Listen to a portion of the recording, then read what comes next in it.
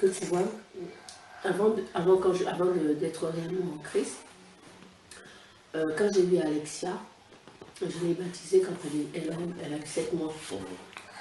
Et donc, naturellement, elle a eu une marraine, un parent. Mais ils ne croient pas aux Dieu. Mais bon, ils ont accepté, non? Mais maintenant que... Tu es en Christ. Voilà. Oui. Et j'ai compris que c'était pas bon. Il ne faut pas baptiser les enfants quand ils sont bébés. Quand ils sont conscients, qu'ils acceptent. Mange d'abord. Attends, mange d'abord. Cachez d'abord ça, on finit. Oui. Voilà. Et je voulais savoir qu'est-ce qu'il en est alors. Est-ce que... Mais quand tu t'es rendu compte que c'était pas bon d'après la Bible, qu'est-ce que tu as fait? Tu as demandé pardon à Dieu, non? Oui. Ça règle le problème. Qu'est-ce que tu veux faire? Donc tu vas encore la baptiser maintenant? Non. Mais quand tu as demandé pardon, c'était... Le problème, c'est que maintenant, elle a des parents. Un parrain, une marraine. On s'en fout de ça. Ce sont des traditions d'hommes. Oui. Quand ce sont des traditions d'hommes, on s'en fout des traditions d'hommes. Quand on marche d'après Dieu, on marche d'après Dieu. D'accord? Il y a des choses que on nous a fixées, on nous a mis comme ça par tradition. Oui. On dit voici ton mari, voici ton mari. Or, la Bible dit qu'on ne doit pas baptiser les enfants. Oui. On doit baptiser les gens qui sont conscients. Ils se répandent de leurs péchés, ils se baptisent. Il n'y a pas de marraine dans la Bible, il n'y a pas, vous appelez ça, catéchisme pour le baptême, il n'y a pas la Bible blanche pour le baptême, il n'y a pas la carte de baptême. Il n'y en a pas, ce sont des traditions d'hommes. Et Jésus a posé la question aux pharisiens dans Marc chapitre 7.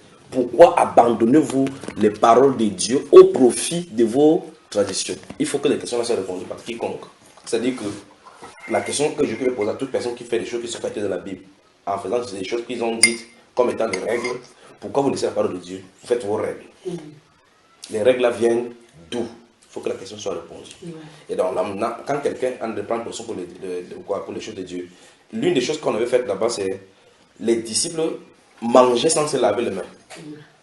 Les pharisiens ont commencé à demander à Jésus, pourquoi tes disciples, eux, ils mangent sans se laver les mains? Parce qu'on dit donc que les disciples des pharisiens, quand ils rentrent dans les lieux publics, c'est là, en mangeant, ils lavent les mains, ils ont le nettoyage des coupes et autres, les traditions qu'ils ont poussées. C'est là où Jésus a posé la question, et vous, pourquoi vous aussi? Ils sont de vouloir fustiger les disciples du Seigneur Jésus-Christ. Pourquoi ils mangent sans se laver les mains, comme les anciens ont décidé? Il dit que vous, pourquoi vous aussi vous laissez la parole de Dieu au profit de vos commandements? Après, il leur explique donc en réalité, Isaïe a prophétisé dans le sujet que c'est en vain qu'ils m'honorent de lèvres, mais les commandements qu'ils observent sont les commandements d'homme. Tu as observé le commandement d'homme, tu as observé le commandement d'homme, n'est-ce pas? Alors, dans ces cas, tu baptises les enfants, tu baptises celui-ci. Ah ben non. Mais tu as dit que tu as observé le commandement d'homme. Non, je n'avais pas compris ça comme ça. J'avais observé les commandements d'homme. Non, mais est-ce qu'il y a veux-tu observer? Ah d'accord, pardon, j'ai entendu. Parce qu'on a deux voies, soit observer ce que les hommes ont dit, soit observer ce que le Seigneur a dit. Moi, je suis pour ce que le Seigneur a dit. Même si ça ne plaît pas à des êtres humains. Parce qu'en réalité, en fin de compte, les êtres humains passent, c'est Dieu qui va me juger. Il va me juger en fonction de ce que j'aurais fait de sa parole. Pas, un homme ne sera pas là pour me défendre. Tu vois ça? Et si un homme ne sera pas là pour me défendre, définitivement, je ne lui fais pas confiance. Je fais confiance à Dieu qui a prescrit ses commandements. Amen. Bonjour. Venez. On commence. Que Dieu, notre Père, vous bénisse. Alors, comme on va aller aux eaux de baptême, c'est mieux qu'on fasse vite. Parce que la grande question, il faut qu'on reporte à la grande question qu'on s'est posée dans la première partie hier. D'accord? On peut prier maintenant. Seigneur, nous te sommes reconnaissants. Merci pour ta grâce, merci pour ta bienveillance dans cette merveilleuse ville d'Ober-Einstein. Nous te rendons grâce, Père de gloire, ici en Allemagne, pour le climat que tu donnes afin que nous puissions, oh Dieu, étudier ta parole. Merci pour les sœurs ici réunies, merci pour les frères. Merci, Père de gloire, pour ta parole. Merci pour la deuxième partie de cette parole que nous avons commencée hier. Merci pour tes explications. Merci pour la délivrance de ton peuple. Merci pour les bienfaits, les faveurs que tu répands sur ton peuple tout au long de ce continent. Que ton nom soit élevé, Père, alors que nous observons ta parole maintenant au nom de Jésus-Christ. Amen. Que le Seigneur vous bénisse. Hier, nous avons vu quelque chose en commençant dans le livre des Actes des Apôtres. Nous avons vu effectivement que Dieu parle par les circonstances. Et le vrai problème avec nous, en nous questionnant dans... Je crois que ce serait bien que tu t'assieds ici. En suivant hier, nous voyons effectivement... Regarde, c'est qu'à porte, tu t'assois. Bien, tu peux t'asseoir ici, ce serait bien comme ça. Alors, la Bible peut s'asseoir ici.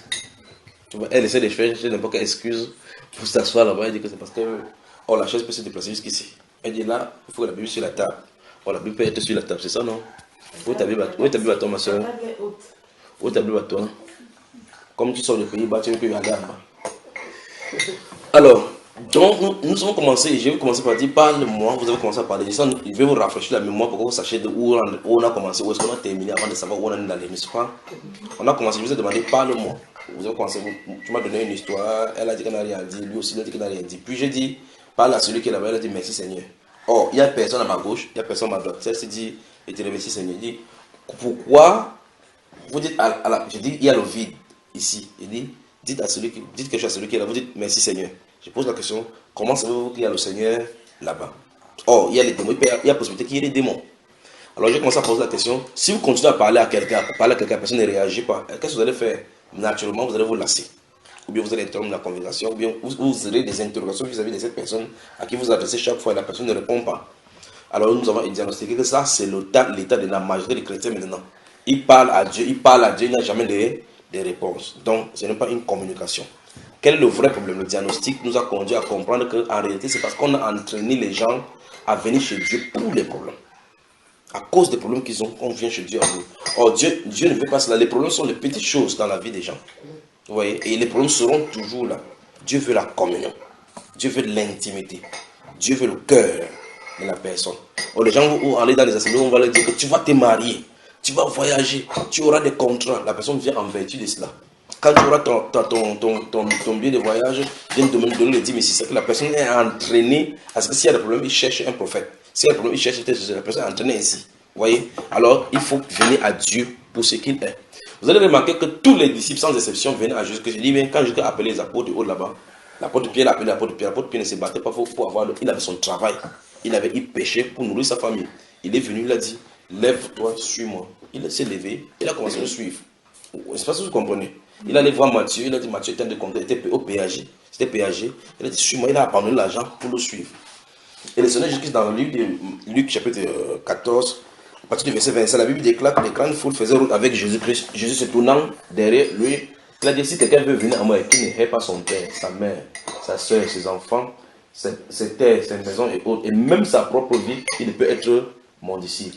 Jésus-Christ finit au verset 33 et 34 en disant que ainsi donc, quiconque ne hait pas sa propre vie, si quelqu'un ne hait pas sa propre vie, il ne peut être son disciple. Alors être disciple, ça veut dire qu'il y a une rupture entre les choses du passé pour s'attacher à lui et n'obéir qu'à lui, à savoir. Manifestement, les gens sont en train de donner l'ordre à Dieu. Seigneur, tu dois me faire comme ça. Tu dois bénir ma famille. Seigneur, tu dois me donner le travail. C'est pas normal qu'un enfant de Dieu souffre. On donne les ultimatums à Dieu. Voilà comment on fait. En pointant le trône. Comme ça. En pointant le trône. Que si tu ne fais pas ça, je vais encore aller pécher. Si tu pêches comme ça enlève des devant Dieu. Si vous péchez comme ça, si on vit comme ça, on ne peut pas pécher. Ça enlève des. Et même si tu enlèves des ici sur la terre, il n'est pas Dieu pourtant. Il est Dieu pourtant, n'est-ce pas? Alors nous sommes allés, par exemple, pour voir comment Dieu parlait aux hommes. Le Saint-Esprit nous a conduit dans le livre des Actes des Apôtres, chapitre 23, où l'apôtre Paul était accusé par les pharisiens, arrêté par les tribuns romains, et on voulait le tuer. Dieu a positionné le fils de sa tante, enfin de sa grande sœur, qu'il écoute ce que les gens avaient fait pour garder la paix. Les gens se sont fait des imprécations pour tuer l'apôtre Paul le lendemain. Et là, ça a permis que l'apôtre Paul, maintenant cet événement a permis que l'apôtre Paul puisse y aller à Rome, comme Jésus a dit. Et au verset 11 particulièrement, nous avons vu que le Seigneur Jésus est venu sur la terre pour parler à l'apôtre Paul. Et nous sommes allés au chapitre 28 pour voir effectivement que c'est une promesse de l'appel de l'apôtre Paul. Quand il lui est apparu, il a dit que je vais encore m'apparaître à toi pour les choses dans lesquelles je t'apparaîtrai. Par la suite, nous sommes allés dans 1 Corinthiens au chapitre 15, nous avons vu effectivement qu'après que Jésus-Christ est ressuscité, selon les Écritures, il est apparu à plus de 500 à Céphas, à Jacques et les autres frères, et à 500 frères à la fois. Après eux tous, il est aussi apparu à l'apôtre Paul. Là, nous avons fait une parenthèse pour régler quelque chose que les gens font sur la terre aujourd'hui. Les gens fustigent certaines personnes qui disent que j'ai vu Jésus. Ils veulent dire que non, Jésus va venir en enlèvement. Alors que la Bible nous montre clairement qu'après que Jésus soit ressuscité, il est venu sur la terre à plusieurs reprises. Il est venu à l'île de Palme pour apparaître pour donner la liste d'Apocalypse à l'apôtre Jean. Nous avons fait cette parenthèse-là. Et puis revenir sur l'expression même de son apparition. Lorsqu'il y a des difficultés, il apparaît, il ne t'enlève pas de la difficulté. Nous avons vu que parce que cette difficulté est censée amener dans le plan de Dieu. Voilà, ça fait partie intégrale. L'apôtre Paul était en prison.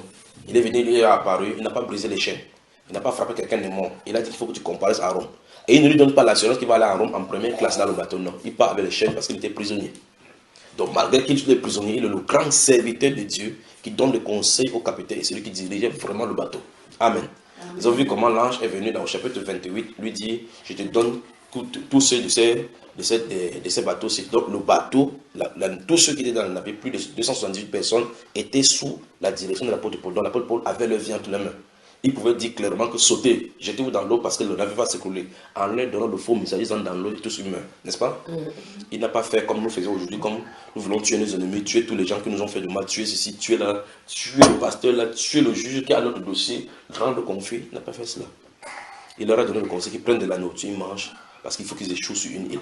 Nous avons vu effectivement que, après cette échoué sur cette île-là, il a fini par arriver à Rome, où il a comparu devant eux. Mais en aucun cas, il ne s'est fustigé devant ses adversaires. Il n'a pas considéré le soldat romain, ni les pharisiens, ni les sadducéens comme ses ennemis, parce qu'il sait que le combat est spirituel. Et il est dans la volonté de Dieu. Donc Dieu parle au travers des épreuves, dans sa volonté souveraine, pour nous conduire à sa voie à lui. Et c'est l'une des choses que nous avons dites que, quand Jésus dit dans Jean chapitre 10, si vous me dites, je suis en train de faire un bref résumé pour qu'on avance. Quand Jésus-Christ dit dans Jean chapitre 10, mes brebis entendent ma voix, je les connais et me connaissent. Elle m'entend, ma voix, elle me suit. Ça ne veut pas dire qu'on entend justement seulement la voix audible, parce que Dieu ne parle pas seulement par la voix audible. Nous avons vu par exemple, en faisant encore une escale dans les Genèse chapitre 47 à 49 jusqu'au 50, dont j'ai cité, que le cas de Joseph, et on n'a pas dit qu'il entendait des voix, mais il est allé en Égypte par la suite du fait que ses frères l'ont vendu. Arrivé là-bas, il a été accusé injustement, mis en prison injustement, et là il est sorti pour aller au trône. Nulle part il n'a accusé ses frères, c'est quelqu'un là. Nulle part il n'a accusé ses frères, nulle part il n'a dit à quelqu'un que c'est toi qui m'as fait comme ça là. Mais plutôt ses frères s'est rendu coupable lorsqu'il avait été élevé. Il savait effectivement que là il devait prendre la revanche, mais il n'a pas pris la revanche. Qu'est-ce qu'il a fait? Il a dit dans Genèse chapitre 50, verset 20, c'était hier, que ne vous inquiétez pas, ne faites pas de mal, ne pensez pas à ces choses-là, parce que Dieu m'a envoyé devant vous pour sauver le monde comme ça. Or, quand nous lisons l'histoire, comment il a fait pour arriver en Égypte, Dieu ne l'a pas envoyé en Égypte physiquement, comme on dirait, va en Égypte. Vous voyez cela? C'est Prisca. Bonne arrivée, mon cher.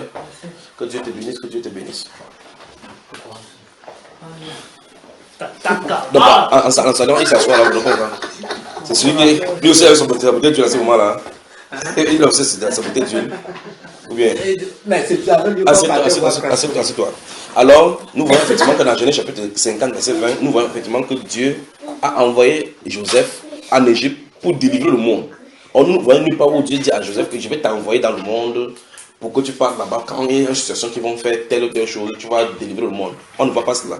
On voit que ce sont les événements, des circonstances négatives qu'il y a conduit. Tu vois cela? De telle sorte qu'il se retrouve en Égypte. Lorsque quelqu'un est de Dieu, les circonstances, non, fais pas ça. Les circonstances négatives ne font que, écoutez très attentivement, lorsque quelqu'un est appelé de Dieu,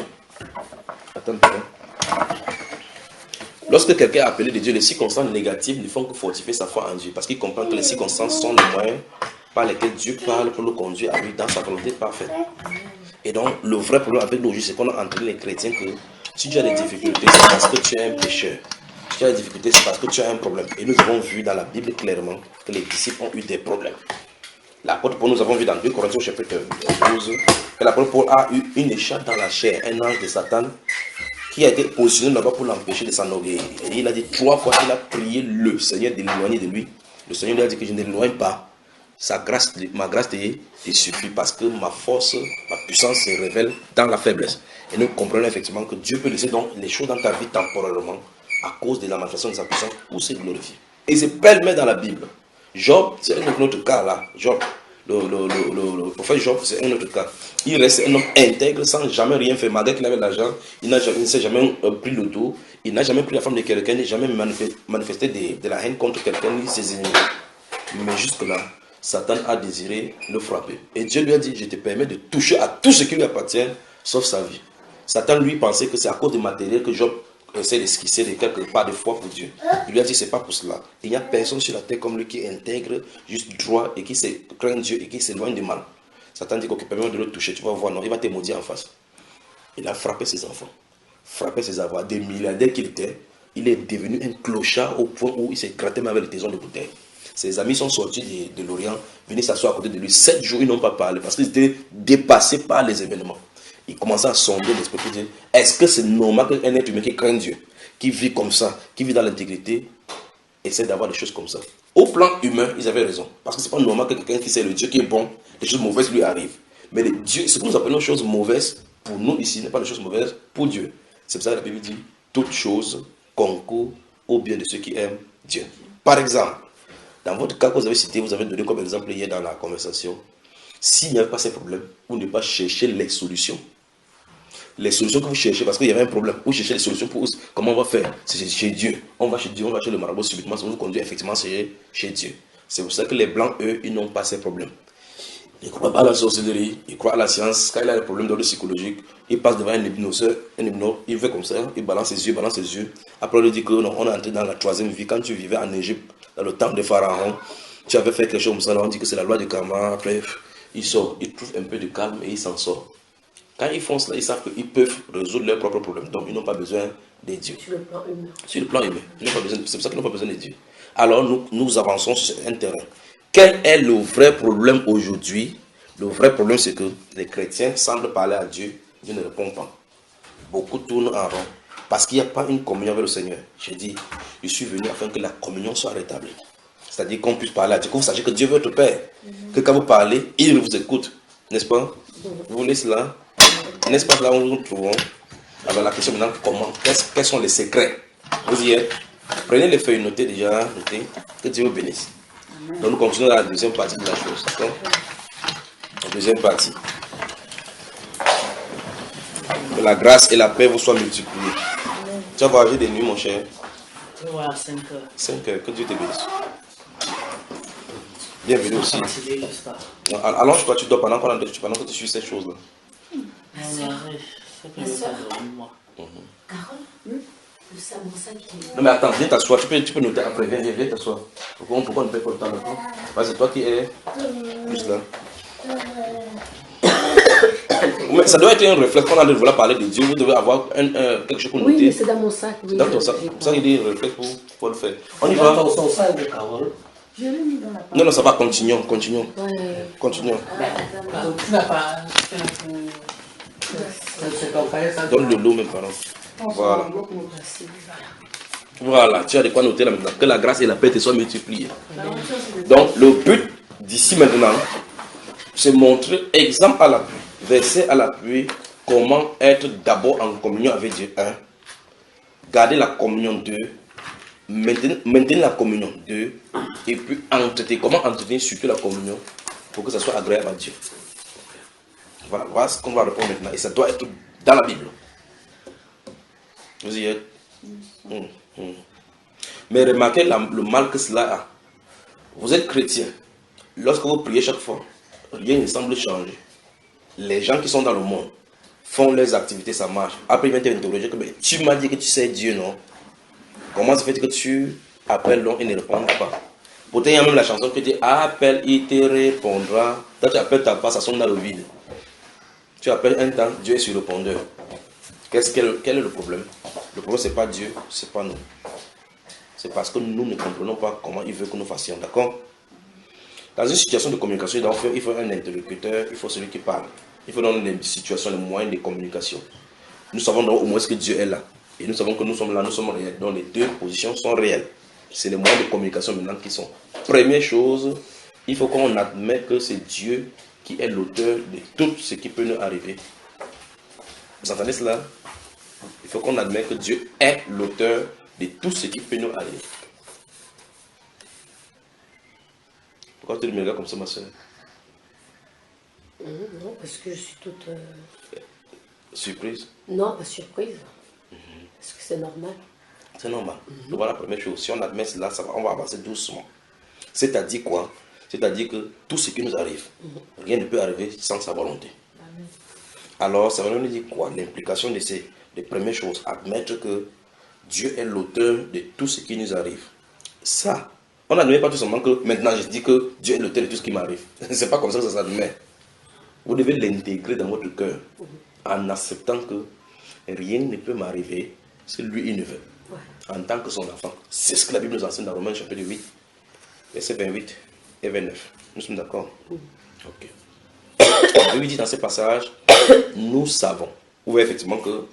pardon, tu peux répéter les versets? Romains chapitre 8, verset 28 à 29.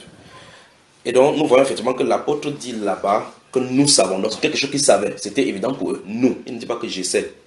Il dit nous savons. Donc, ceux qui sont des dieux savent ce principe-là.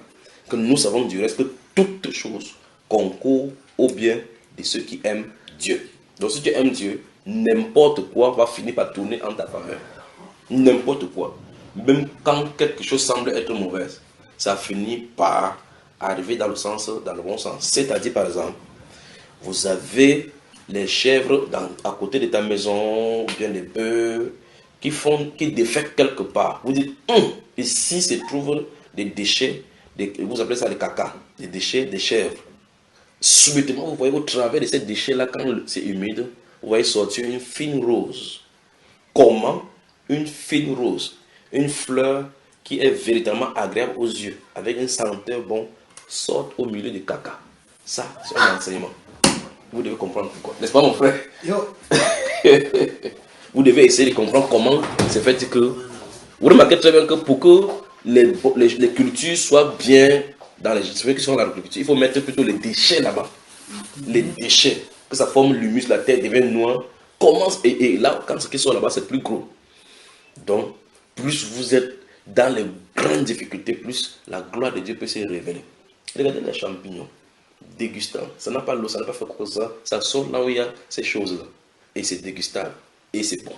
Et quand vous venez cueillir cela, vous lavez, on ne vous pose pas la question comme ça, c'était dans la saleté. Mais ça sort quand même là-bas. Comment la fleur rose peut sortir là où il y a le caca? Vous avez la pensée à cela?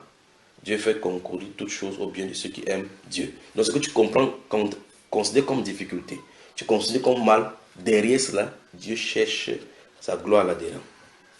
Amen. En fait, même notre vie, c'est un système. Je veux que vous levez, chacun se tienne debout. Tenez-vous debout ici. Sautillez un peu, voir. Voilà, c'est pas le sport que vous faites. Voilà, c'est bon. Asseyez-vous. Si vous asseyez-vous, que Dieu vous bénisse. Vous voyez ce que vous avez fait? Vous voyez ce que vous avez fait? Vous avez sauté avec vos pieds pour piétiner quelque chose. Si vous étiez sur la terre, si vous étiez sur la terre, dans une terre ferme, vous aurez piétiné la terre. Eh bien, vous remarquez que la terre, c'est ce que Dieu a pris pour nous faire. Donc Dieu a pris la chose la plus basse. La plus basse. C'est de ça qu'il a tiré l'homme. La chose la plus ridicule. C'est là où il a tiré l'homme que nous sommes. Et tu vois, l'homme se vante aujourd'hui que je suis ici. Je suis le grand président, je suis le grand gouverneur, alors que ce n'est qu'une poussière. Poussière. Parce que quand tu marches là, tu traverses, ce sont les êtres que tu traverses, nous sommes d'accord. Ce sont les êtres humains. C'est même ton corps que tu traverses comme ça. La Bible déclare qu'il prend les choses viles du monde, des choses qu'on ne considère pas, pour confondre ce dont les gens ont les yeux ouverts là-dessus. Alors ça veut dire que même notre propre vie, c'est dans ce principe-là que Dieu nous a sortis de la chose la plus vile. S'il nous a fait sortir de la chose la plus vile, ça veut dire quel qu'en soit ce qui est le plus vile dans notre vie, Dieu peut faire sortir sa gloire. Le principe, ça se trouve dans tous les éléments de la vie. D'accord? Voilà, on avance. Premier principe, admettre que Dieu est l'auteur de tout ce qui peut nous arriver, soit en bien, soit en mal. En fait, j'ai cité Romains chapitre 8, verset 28. Lamentation chapitre 3, les versets 37 à 38 disent clairement que arrive-t-il quelque chose sans que l'Éternel en soit l'auteur? Vous comprenez cela? Est-ce que quelque chose arrive sans qu'il en soit l'auteur? Alors, en réalité, en restant tranquille un instant et en analysant notre vie, nous devons comprendre que ce principe, c'est même le premier même de notre vie. C'est-à-dire quoi? La famille dans laquelle tu nais, tu ne décides pas de venir. Nous sommes d'accord? Tu ne décides pas de venir chez ta maman. C'est toi qui as décidé pour naître là-bas. C'est toi qui as décidé que ton père naisse. Et quand tu es né, peut-être ton père meurt. Non. C'est toi qui as décidé de naître noir, blanc. La couleur de cheveux, c'est toi qui as choisi.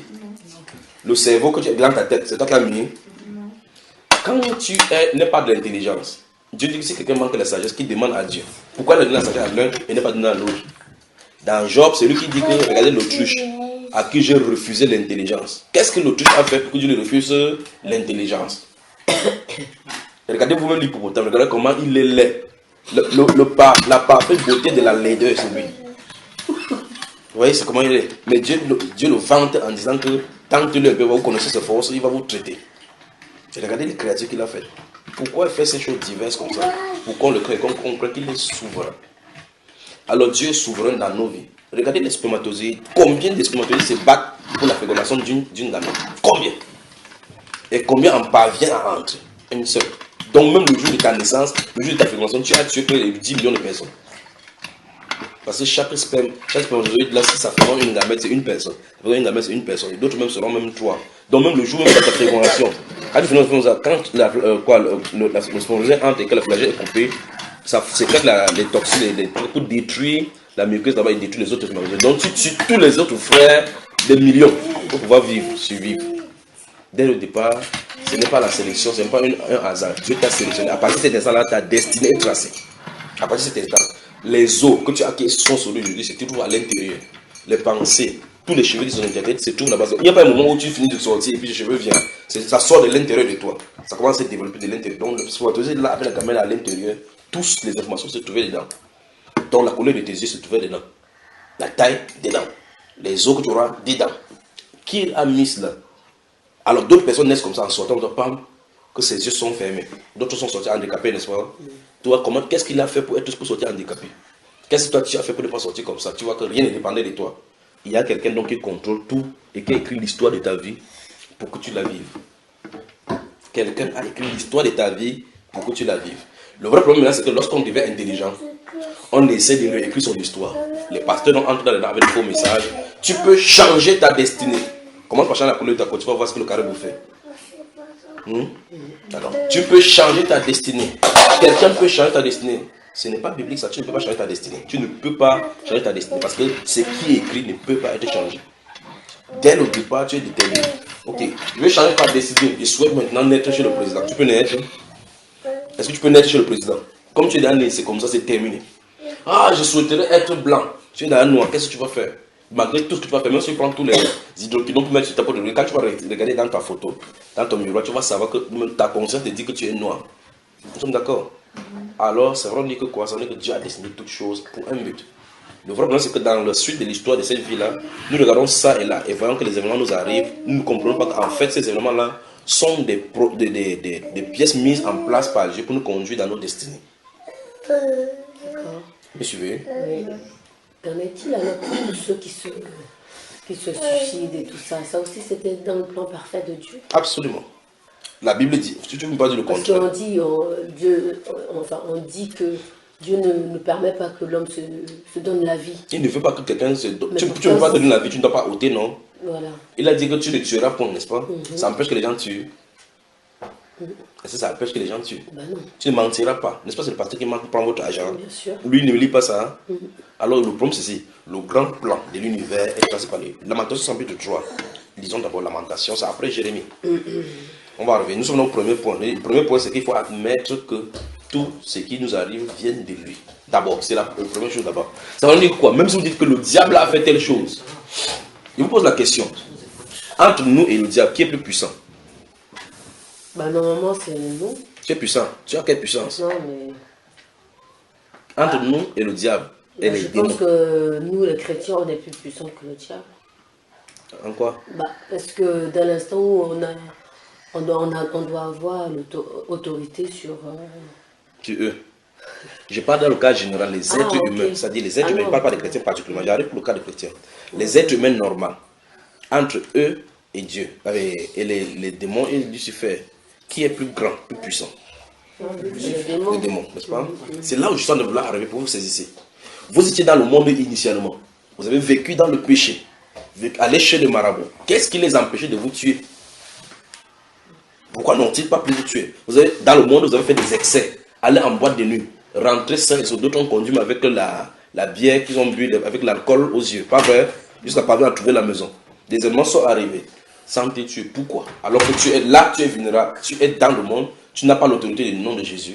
Et les démons voient tout ce que tu fais. Pourquoi ils n'ont pas pu supprimer ta vie, supprimer la vie comme ça? Pourquoi? Et quoi qu'à ça, ils ne trouvaient pas Jérémie, vous ne pensez pas? Jérémie, c'est après le livre des Lamentations, Jérémie. Oui, après Jérémie, répète Jérémie. Quand tu répètes Jérémie dans le livre des prophètes, tout juste après Lamentation de Jérémie. Alors, vous comprenez la question, n'est-ce pas? C'est pour vous dire que même Satan est sous le contrôle de Dieu. Il agit sous la surveillance sur l'œil gendarme du Seigneur. Amen. En fait, je Oui. pense que c'est parce que s'il y a une mise à la c'est juste parce qu'on était déjà prédestinés. Voilà, on est prédestiné. Mais le problème, c'est que si on est prédestiné, si on comprend cela, ça veut dire que Dieu a un plan. Oui. Ça veut dire qu'il y a un plan qu'il a fixé, que même si tu travailles dans la vallée de l'homme de la mort, Dieu est juste avec toi, n'est-ce pas? Ce plan-là, ça ne dépend pas de ce que tu auras fait. Parce que son plan est fixé avant que tu ne sois là.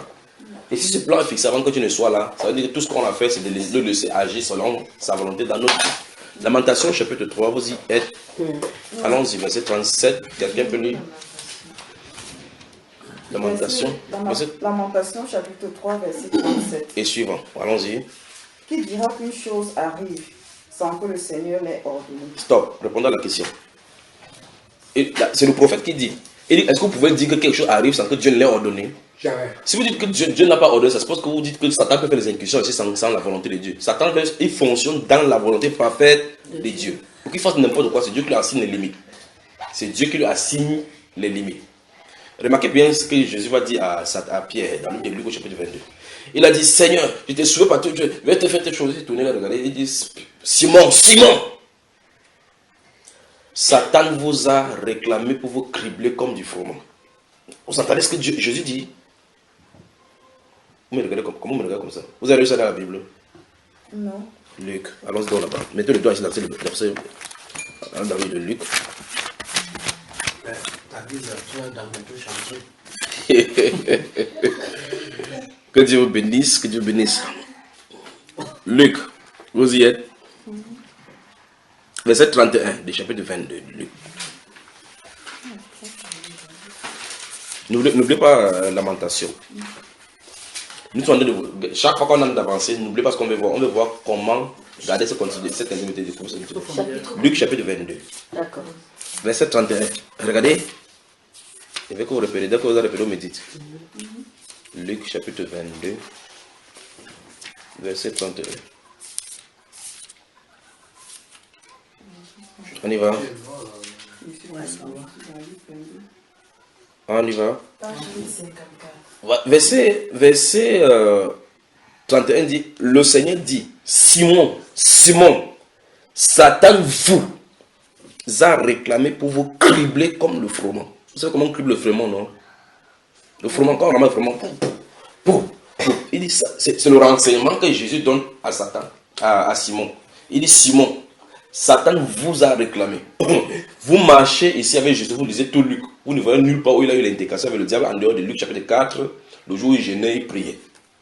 Mais il ne marche pas prêcher, il ne marche pas prêcher avec les disciples. Il les envoie au chapitre 10, allez prêcher la bonne nouvelle, allez faire telle ou telle chose. Les ouvriers sont peu nombreux. Vous priez le maître de la moisson d'envoyer les ouvriers à sa moisson. On ne voit nulle part où le diable est encore venu le rencontrer. Mais ici, il nous donne un renseignement que Satan vous a réclamé. Où est-ce que ça s'est passé? Personne ne sait. Jésus-Christ, à moins que le Seigneur qui donne ces renseignements-ci, on ne sait. Donc tu es sur la terre, Satan va dire à Dieu que permets-moi de frapper telle soeur. C'est ce qui est voilà ça là devant toi. Il dit Satan vous a pas seulement Pierre, il vous a dit permets-moi de frapper tes disciples. Jésus dit dans cet enseignement-ci que quand Satan a réclamé comme ça, il dit j'ai prié pour toi, pas pour eux, pour tout le monde. Regardez bien. Le Seigneur dit Simon, Satan vous a réclamé pour vous cribler comme le froment. Mais j'ai prié pour toi. Il dit Satan vous a réclamé, mais j'ai prié pour toi. Parce que le plus grand danger, c'était Simon. Vous voyez? Remarquez quelqu'un qui a suivi Jésus-Christ, qui était tellement, il était rempli de hardiesse. Mais à un moment donné, ni le sauveur 3 fois. Il dit, je ne le connais pas, je n'ai jamais entendu parler. C'est terrible. Imaginez que cette prière n'avait pas été offerte. Il avait été rejeté par Dieu. Regarde ce qu'il dit. Il dit, mais j'ai prié pour toi afin que ta foi ne défaille point.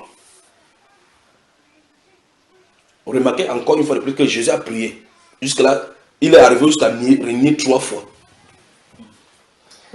Et donc, la prière l'a gardé pour qu'il nie seulement 3 fois.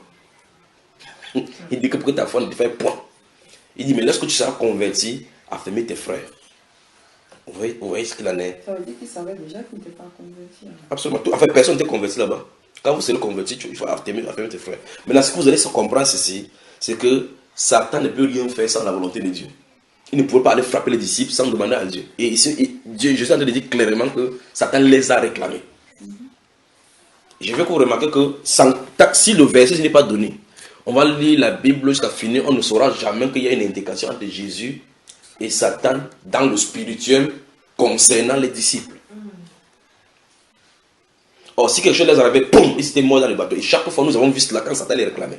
Ils étaient dans le bateau dormant, Satan a déféré un cyclone pour que ça secoue le bateau.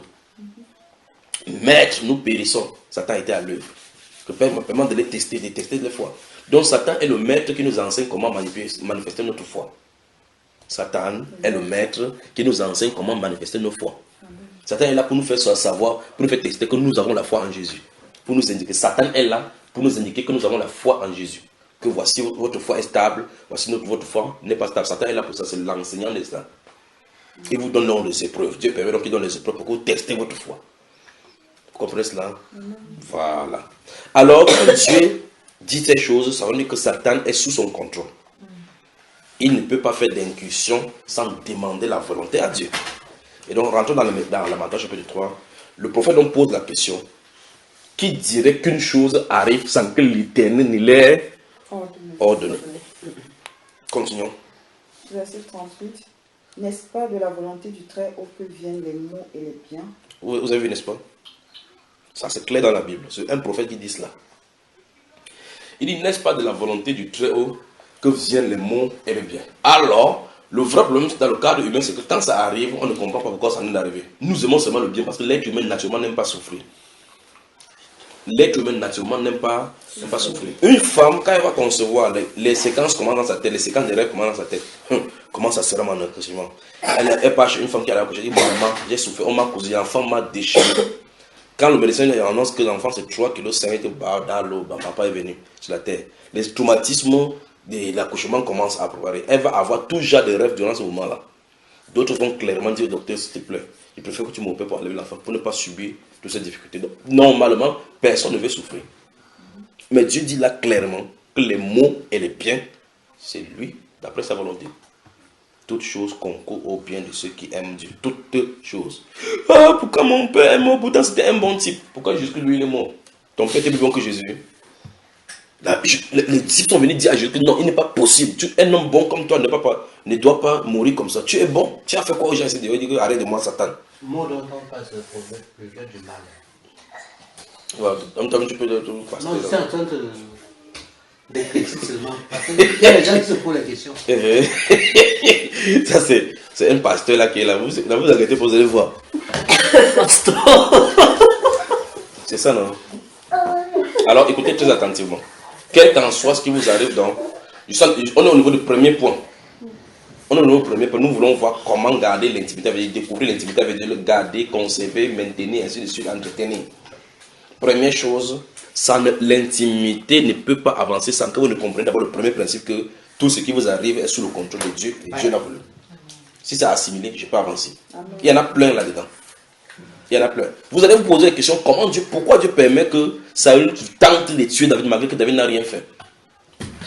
Lorsque vous lisez tout le plan, vous comprenez que la fuite de David, toutes ces choses qui étaient faites, c'était dans le style de l'entraîner David dans ces choses-là, pour l'entraîner, pour qu'il devienne davantage fort. Dans la fuite, il va renouer le contact, avec les guérillas, il va nouer le contact dans le désert, il sera habitué à la chasse, à la fuite, à la poursuite, ainsi de suite, aux tactiques de l'ennemi. Mais il utilise Saul pour le faire. Mais c'est vraiment difficile parce que il y a une scène qui m'avait aussi un peu épaté. Quand c'était à la veille de Noël. De cette année-ci. Non, il y a cela longtemps, on était dessus. Les enfants étaient à l'enfant là. Les enfants se sont alignés. Les enfants partaient à l'église pour leur première communion. Le maître les met en rang. On était en route, ils marchaient pour aller à l'église. Un camion est venu perdre le contrôle comme ça, ramasser tout. Tous les enfants, tuer les enfants. Ça, c'est incompréhensible. Ça peut faire pour d'autres personnes, pas que allons dans la Bible voir le camion qui a cogné les enfants, d'accord? On peut y aller. On va dans la Bible. Matthieu chapitre 2. On va voir encore plus grave. Il y en avait combien d'enfants dans cette mort-là? 23. 23, on va voir qu'ici, c'est toute une population. Matthieu chapitre 2.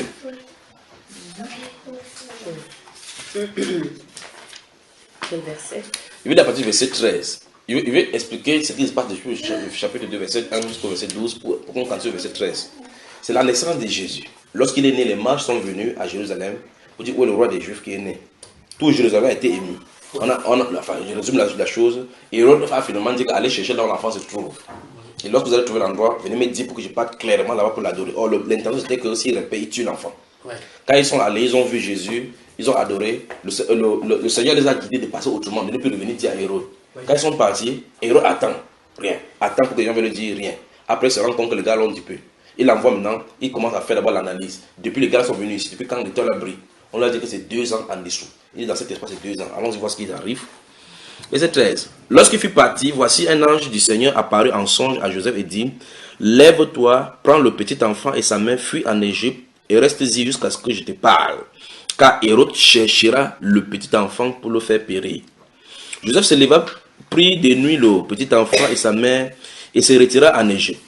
Il y resta jusqu'à la mort d'Hérode afin que s'accomplisse ce que le Seigneur avait annoncé par le prophète: j'ai appelé mon fils hors d'Égypte. Alors Hérode, voyant qu'il avait été joué par les mages, s'est mis dans une grande colère et il envoya tuer tous les enfants de 2 ans et au-dessous qui étaient à Bethléem et dans tout son territoire, selon la date dont il s'était soigneusement enquis auprès des mages. Alors s'accomplit ce qui avait été annoncé par Jérémie le prophète. On a entendu des cris à Rama, des pleurs et des grandes lamentations. Rachel pleure ses enfants et n'a pas voulu être consolée parce qu'ils ne sont plus. Amen. Amen. Amen. Pourquoi Dieu envoie un ange, dit à Joseph que prends l'enfant se fuit et il laisse les autres enfants périr? N'est-il pas au courant que les enfants vont mourir? En fait, dans Jérémie chapitre 31, verset 15, 700 ans avant, il avait dit ce que Matthieu c'est ici, il dit que selon ce qu'avait dit le prophète, Rachel pleure ses enfants. On entend des cris à Rama, des grands cris et des grandes lamentations. Dans Jérémie chapitre 31, verset 15, c'est écrit là-bas. Or, Jérémie écrit ces choses-là, il crie comme ça. C'est donc prévu qu'il y ait des cris dans les rues. Les femmes sont waouh, waouh, qu'est-ce qui se passe? Les soldats sont venus tuer les enfants. On regarde l'enfant, 2 ans en dessous, on tue. Combien d'enfants sont morts? Donc, le fait qu'il meurt ne veut pas dire que c'est pas nous contre Dieu. C'est Dieu qui a ordonné. Donc si quelqu'un dit qu'il ne veut pas aller suivre Dieu parce que les enfants sont morts et alors qu'il partait suivre Dieu, il ne connaît pas ce qui arrive. C'est pour ça qu'il dit, la première chose, c'est qu'il faut admettre que toute chose, rien n'arrive sans que Dieu ne veuille prévu. Mais pour le cas, si c'est écrit dans la Bible, pour le cas dont tu parles, ce n'est pas écrit dans la Bible, mais c'est écrit quelque part. Vous voyez que pour Jésus, si Dieu voulait préserver qu'il ne suit pas, parce que c'est l'ange même qui a dit que Hérode cherchera à tuer le petit enfant. Oui. Hérode a cherché. Le but pour Hérode, c'était de tuer le petit enfant. Alors, ne commençons par l'enfant, qu'est-ce qu'il faut faire? La solution, c'est de massacrer tous les enfants. Donc, la naissance de Jésus-Christ a amené la mort au moins de 30 000 enfants. Même chose chez Moïse. N'est-ce pas, frère? Alors, on dirait donc que c'est quel style de Messie même qui naît comme ça, le jour qu'il naît, c'est la malédiction que toutes les femmes sont à pleurer seulement.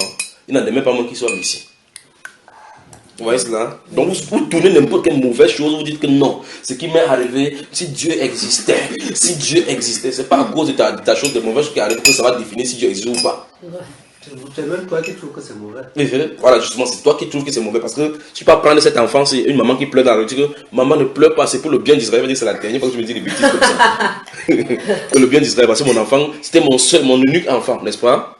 Mais il n'en aimait pas moins que c'est pour une bonne cause. Bien sûr.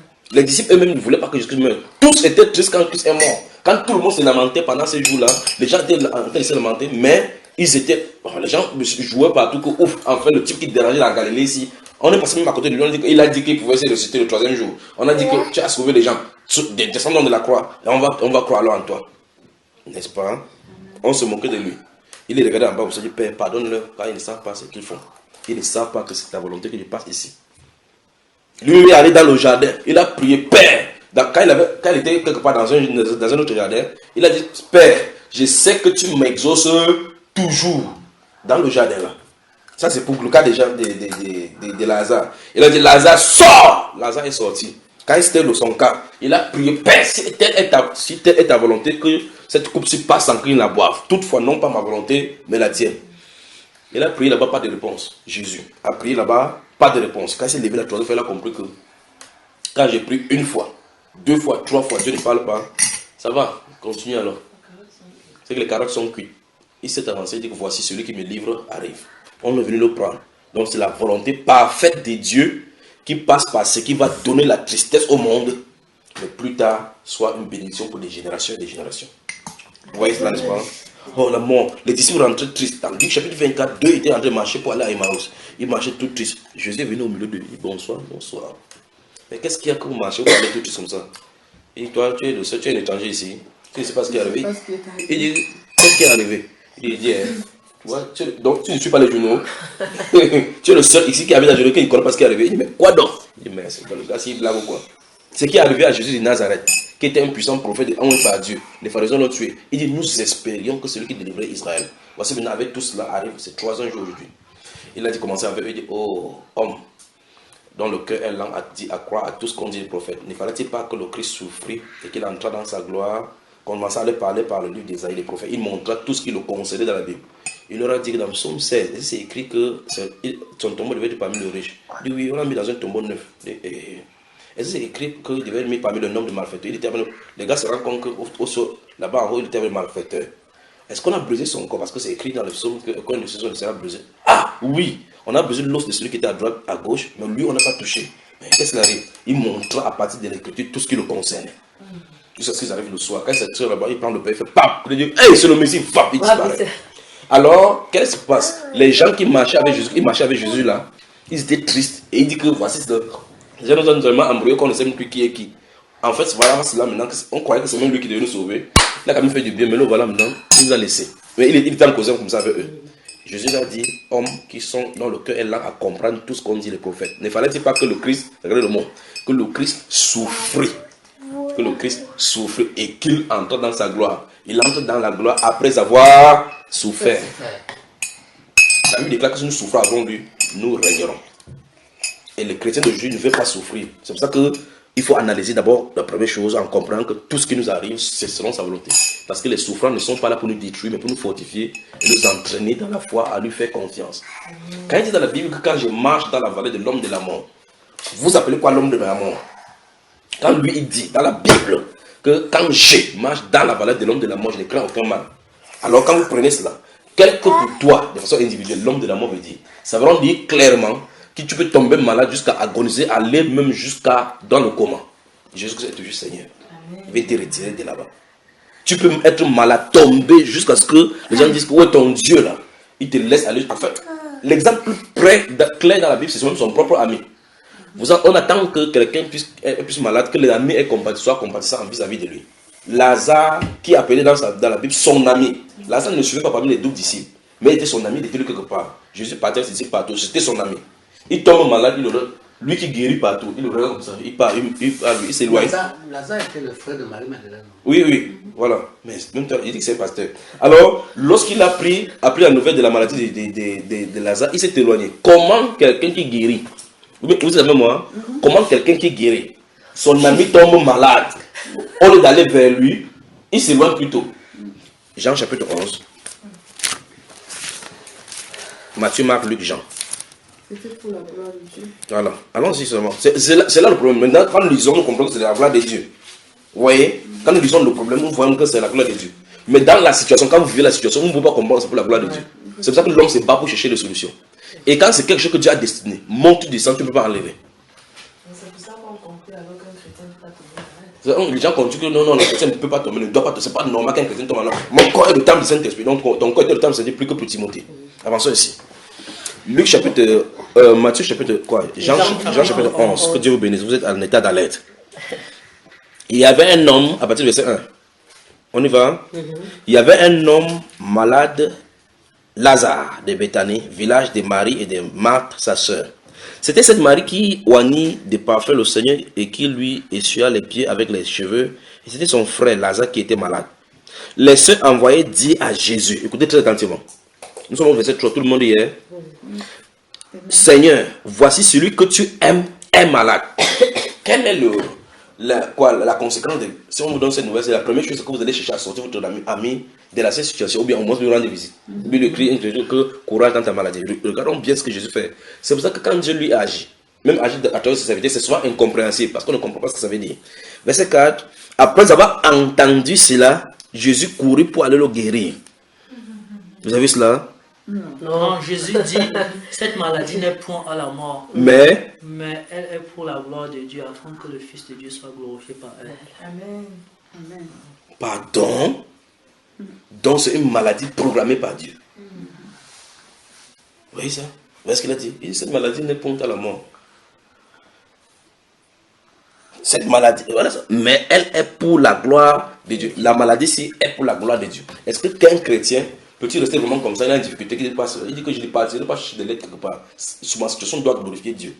C'est-à-dire Dieu va exercer sa miséricorde. Quand c'est ôté ces choses-ci, ça doit venir de Dieu pour que son nom soit glorifié.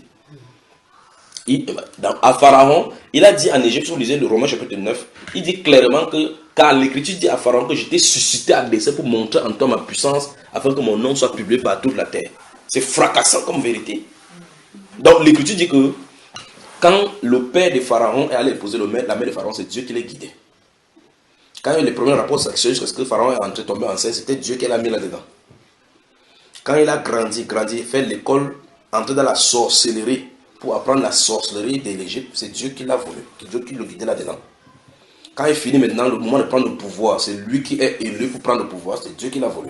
Quand il arrive maintenant, les enfants de Dieu sont tenus captifs là-bas. Il dit à Moïse, va retirer mon peuple, dit à Pharaon, laisse aller mon peuple. Voici, je vais endurcir son cœur, il ne laissera pas partir. C'est terrible. Donc quand Pharaon dit que, qui est l'Éternel et pour que je laisse pas qu'il lui obéisse, il croit que c'est lui qui fait. Mais la Bible déclare, Dieu a dit, je vais endurcir son cœur pour qu'il ne le fasse pas. Puis, apôtre Paul explique donc, ainsi donc, il endurcit qui il veut et il fait miséricorde à qui il veut. Cela ne dépend donc plus ni de celui qui veut, ni de celui qui court, mais de Dieu qui fait miséricorde. Donc tout ici, sur la terre, dépend de Dieu. C'est choquant. Quand on entend ça, c'est vraiment bouleversant, mais c'est la vérité. Ok, si tu dis que je suis fâché de Dieu, quitte son monde, on voit. Quitte. Tu dis que tu es fâché, tu veux gréver. Par exemple, quand les gens grèvent pour le truc contre l'État, ils ne mangent pas. Grève de la faim, non? Ok.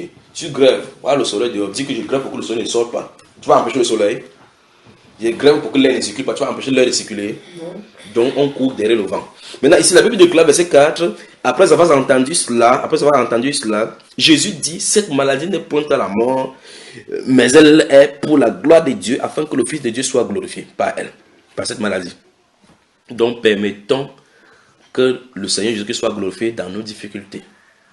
Donc admettons d'abord, en tant qu'enfant de Dieu, que rien ne peut nous arriver sans la volonté de Dieu. D'abord, si ceci est assimilé, je sens l'insister sur le premier point parce que c'est là où vient toute autre chose.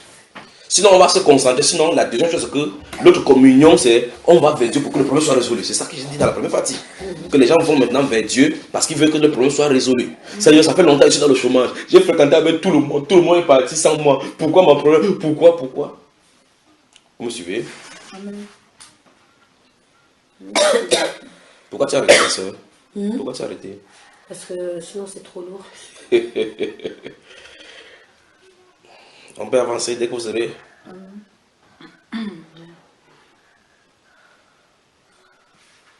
On a encore la première partie. Nous sommes dans la presse 50 minutes là maintenant. Donc on fait des. On y va? On attend. On attend l'autre frère. Et sous ces principes-ci, ces petits principes-ci, n'assimilant pas ça, ça dérange beaucoup de chrétiens, y compris les pasteurs. Alors quand tu es malade, ton corps réclame la guérison, ton corps est le temple du Saint-Esprit. Pas ces médecins, nous sommes guéris. Donc l'apôtre Paul ne connaissait pas cela. Donc Timothée ne connaissait pas. Et parfois qui priait et intercédait pour l'église ne connaissait pas. Trophime ne connaissait pas. L'apôtre Paul qui avait l'un des dons de guérison le plus puissant a dit que j'ai laissé Trophime à Milet malade. Trophime c'est un disciple, il dit que je l'ai laissé le malade. Donc il a quitté l'endroit, il dormait avec Trophime, il était là le matin. Trophime dit, bonjour Trophime, oui l'apôtre Paul. Comment tu vas aujourd'hui? Il dit c'est fort. Il dit courage, que Dieu te bénisse. Il part là-bas, il part à l'Est, il guérit les gens. Qu'est-ce que ça vous fait? Paul ne dit pas que ça Trophime est malade à cause du fait qu'il est quoi que ce soit, c'est un disciple.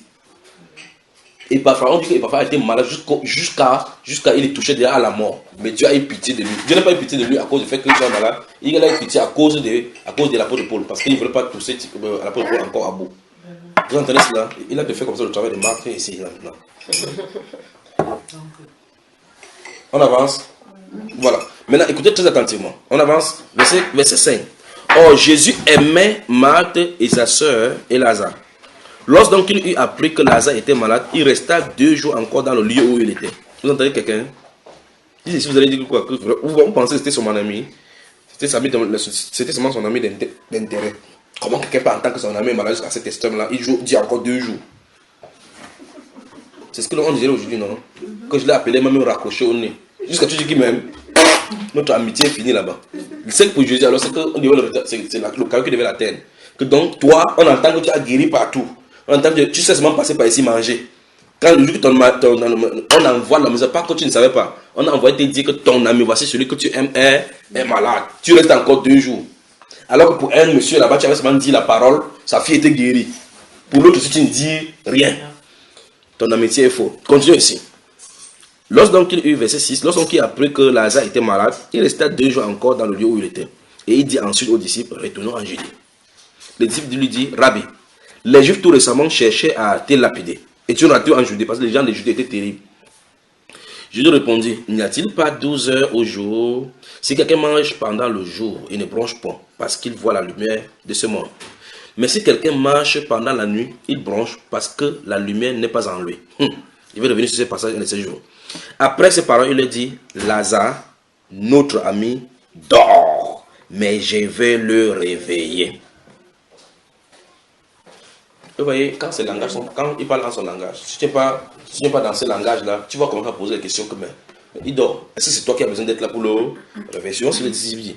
Les disciples lui disent, verset 12, Seigneur, s'il dort, il sera guéri. Jésus avait parlé de sa mort, mais il crut qu'il parlait de l'assoupissement du sommeil. Alors Jésus leur dit ouvertement, Lazare est mort. Parce qu'il y a encore d'autres choses qui sont fracassantes dans la Bible. Je crois que même ces principes, ça se trouve, même tous les principes, ça se trouve dans ces passages. On va voir cela maintenant. Souvenez-vous de ce qu'on est venu l'informer que Lazare est malade il y a 2 jours. Il passe encore 2 jours là-bas. Après 2 jours qu'il sort pour aller. Il n'y a plus personne pour lui a donné le message qu'en fait il est déjà mort. Mais là, en quittant pour aller là-bas, il dit à ses disciples que Lazare est mort. Donc en fait, il n'a même pas besoin de ces renseignements-là qu'il est malade. Donc il savait qu'il était malade. Parce que la mort, personne ne lui a donné le renseignement, mais il sait que Lazare est mort. Vous voyez cela, n'est-ce pas? Donc Dieu est au courant de tout ce qui nous arrive. Dans les moindres centimes, les moindres détails, il connaît. N'est-ce pas? Amen. Alors on continue. Et à cause, verset 15, et à cause de vous, non. Alors Jésus lui dit ouvertement, verset 14, Lazare est mort. Et à cause de vous, afin que vous croyiez, je me réjouis de ce que je n'étais pas là, mais allons vers lui. Vous y êtes? Sur quoi Thomas, appelé Didyme, c'est-à-dire jumeau, n'est-ce pas? Dit aux autres disciples, allons aussi alors afin de mourir avec lui. Donc comme il nous amène là-bas, allons mourir. Jésus étant arrivé, trouva que Lazare était déjà depuis 4 jours dans le sépulcre. Donc 2 jours, il a attendu encore 2 jours. Le gars est mort, il a encore passé le temps de marcher pour arriver là-bas. Ça fait 4 jours. Donc ça veut dire que son corps avait déjà vu la corruption. Après 4 jours, 3 jours, le nez tombe, la partie de ses yeux, les yeux pourris, ça tombe. La corruption. C'est pour ça que lui n'a pas fait 3 jours dans le tombeau. Parce que là, donc on ne veut pas voir la pourriture, la corruption. Verset suivant. Jésus étant arrivé, verset 17, étant arrivé, trouva que Lazare était déjà depuis 4 jours dans le sépulcre. Et comme Béthanie était près de Jérusalem, à 15 stades environ, beaucoup de Juifs étaient venus vers Marthe et Marie pour les consoler de la mort de leurs frères. Lorsque Marthe apprit que Jésus arrivait, elle alla au devant de lui, tandis que Marie se tenait assise à la maison. Marthe dit à Jésus, Seigneur, si tu eusses été ici, mon frère ne serait pas mort. Écoutez la parole de cette femme-là. Si tu eusses été ici, mon frère ne serait pas mort. Donc, quand tu es près de Jésus-Christ, tu ne peux pas mourir. Regardez ce qu'elle dit. Si tu eusses été ici, mon frère ne serait pas mort. Waouh! Mais maintenant même, je sais que tout ce que tu demandes à Dieu, Dieu t'accordera. Qui lui dit des choses comme ça, ma soeur? C'est le Saint-Esprit. Le Saint-Esprit. Ah. Jésus lui dit, ton frère ressuscitera. Ton frère ressuscitera. Je sais, lui répondit Marthe, qu'il ressuscitera à la résurrection au dernier jour. Qui a parlé du dernier jour ici? Non. Vous entendez? Il dit ton frère ressuscitera. Jésus dit ton frère ressuscitera. Elle dit oui, je comprends, je sais qu'au dernier jour, il ressuscitera. Si c'est comme ça, la promesse est pour tout le monde, parce que tout le monde va ressusciter. Même les méchants vont ressusciter. Vous savez ça? Tout le monde, même si tu ne crois pas à la résurrection, ceux qui ne croient pas en Dieu, ils vont ressusciter, ils vont voir maintenant Dieu face à face. Dieu va leur dire comme, mais voici. Ils auront la bouche fermée là-bas. Tout le monde sans exception Prenez quelqu'un, brûlez-le, versez la poudre dans le mont Cameroun, il va ressusciter. Alors, il dit ici, elle lui dit, je sais que mon frère, il ressuscitera au jugement au dernier jour. Jésus lui dit, je suis la résurrection et la vie. Celui qui vit et croit en moi ne verra jamais la mort. Puis il pose la question, crois-tu cela? L'être qui est devant eux dit qu'il est la résurrection. Il est, pas qu'il a la résurrection. Il suffit que Jésus parle et la chose change. Qu'est-ce qui nous a amené ici? Une fois que j'ai réité encore la chose. Dieu dit, dans ce psaume 23, quand je marche dans la vallée de l'ombre de la mort, je ne crains aucun mal. J'ai dit, qu'est-ce que c'est que la vallée de l'ombre de la mort? Ça peut être pour toi que une maladie va te conduire jusqu'à la mort. Ça peut être que des calamités vont arriver dans ta famille. Mais la cible, c'est toi. Pour la vallée de l'ombre de la mort, tout ce que Job avait, Satan a touché. Mais la cible n'était pas ces choses-là, parce que ces choses sont vulgaires. C'était sa foi. On ciblait comme ça sa vie, la relation avec le Seigneur. Mais comme il avait une intimité solide avec le Seigneur, on ne peut pas bouger cela. Malgré les circonstances, il ne peut pas bouger avec Dieu. Aujourd'hui, les chrétiens sont prêts à régner Dieu quand ils n'ont pas de travail. La preuve en est que des gens ils peuvent entrer dans la corruption à cause du travail. Vous direz, les gens peuvent entrer dans la corruption, faire la corruption pour avoir le travail. Combien sont ici en Europe qui sont venus avec les faux papiers? D'autres sont comme ça, ils ont 4 noms. Quand ils sortent comme ça, ils sortent avec un papier où il s'appelle Patrick. Quand on l'attrape, il dit que tu es quoi? Il m'appelle Denis. Avant qu'il se rende compte que c'est le papier de Patrick qu'il a sur le corps. Non. Non. D'accord. Vous voyez combien les gens sont prêts? Vous voyez combien les gens sont prêts à se compromettre pour des choses? Il dit bien, le monde c'est normal qu'ils se compromettent comme ça. Mais je parle des enfants de ceux qui appellent le nom de Jésus. Ils sont comme ça, d'autres sont comme ça, ils disent prisonniers, je suis là comme prisonnier politique. Dans son pays, on ne le connaît pas comme un politicien.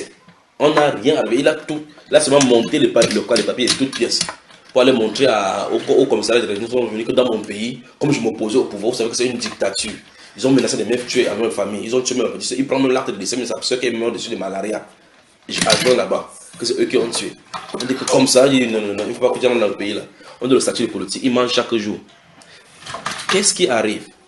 Ils ne croient pas Dieu. La relation, l'intimité avec Dieu amène la confiance en toutes circonstances. La relation, l'intimité avec le Seigneur amène la confiance en toutes circonstances. Ça veut dire que si les circonstances sont noires, tu es avec Dieu. Dieu est avec toi. Si c'est bleu, Dieu est avec toi. Si c'est blanc, Dieu est avec toi. Mais quand les gens regardent devant, ils ne voient pas l'avenir. Ils regardent derrière, ils ne voient pas l'avenir. Ils disent non, il faut que je vienne en Europe. Il faut que je vienne en Europe parce que c'est moi qui dois sauver ma famille. Donc tu es Jésus. C'est toi qui as couché toute la famille. Donc, parce qu'en fait, en toile de fond, se trouve du fait que l'orgueil. Il faut que je me chercher pour qu'on comprenne que moi, je ne suis pas n'importe qui. Ce n'est pas seulement l'enfant de tel qui part en Mbeng. Je dois aussi aller en Mbeng pour montrer que ma famille, il faut que je sorte ma famille de la pauvreté. Donc, c'est toi qui peux faire quelque chose. Vous comprenez? Alors, les gens sont prêts à aller coucher avec le serpent, à entrer dans l'homosexualité pour avoir de l'argent. D'autres viennent ici comme ça, ils tuent les gens. Dans le silence, ils tuent les blancs, ils agressent, ils prennent de l'argent. D'autres apprennent, au lieu d'aller apprendre pour avoir de l'argent, ils apprennent comment frapper, comment avoir les hackers, comment entrer dans le compte de quelqu'un, dévier dans le compte. Après, comme ça, ils fuient. Quand ils viennent au pays, ils peuvent faire pour qu'on voit l'orgueil de la vie. Le plus grave, c'est qu'il y a des chrétiens dedans. Le plus grave, c'est qu'il y a des chrétiens dedans. Chouchou. Alors, ça veut dire que quoi? Notre confiance, notre relation avec le Seigneur doit nous permettre, dans les moments difficiles, de comprendre que dans ces moments difficiles, Dieu a son mot à dire. Dieu est en train, en effet, de parler.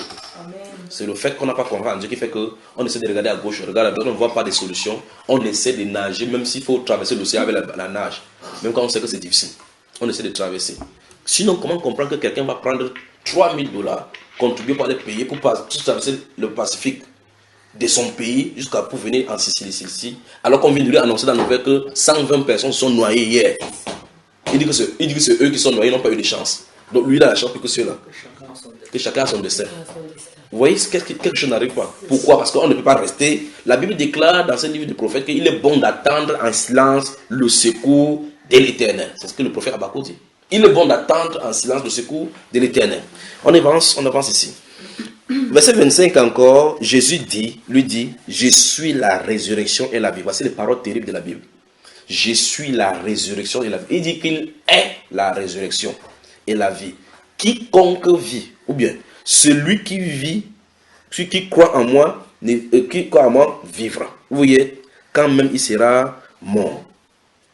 Vous voyez, c'est terrible. Verset 26, et quiconque vit et croit en moi ne mourra jamais. Quiconque vit et croit en moi, donc pendant ta vie, si tu crois en Jésus-Christ, c'est terminé, la mort n'aura plus jamais de pouvoir sur toi.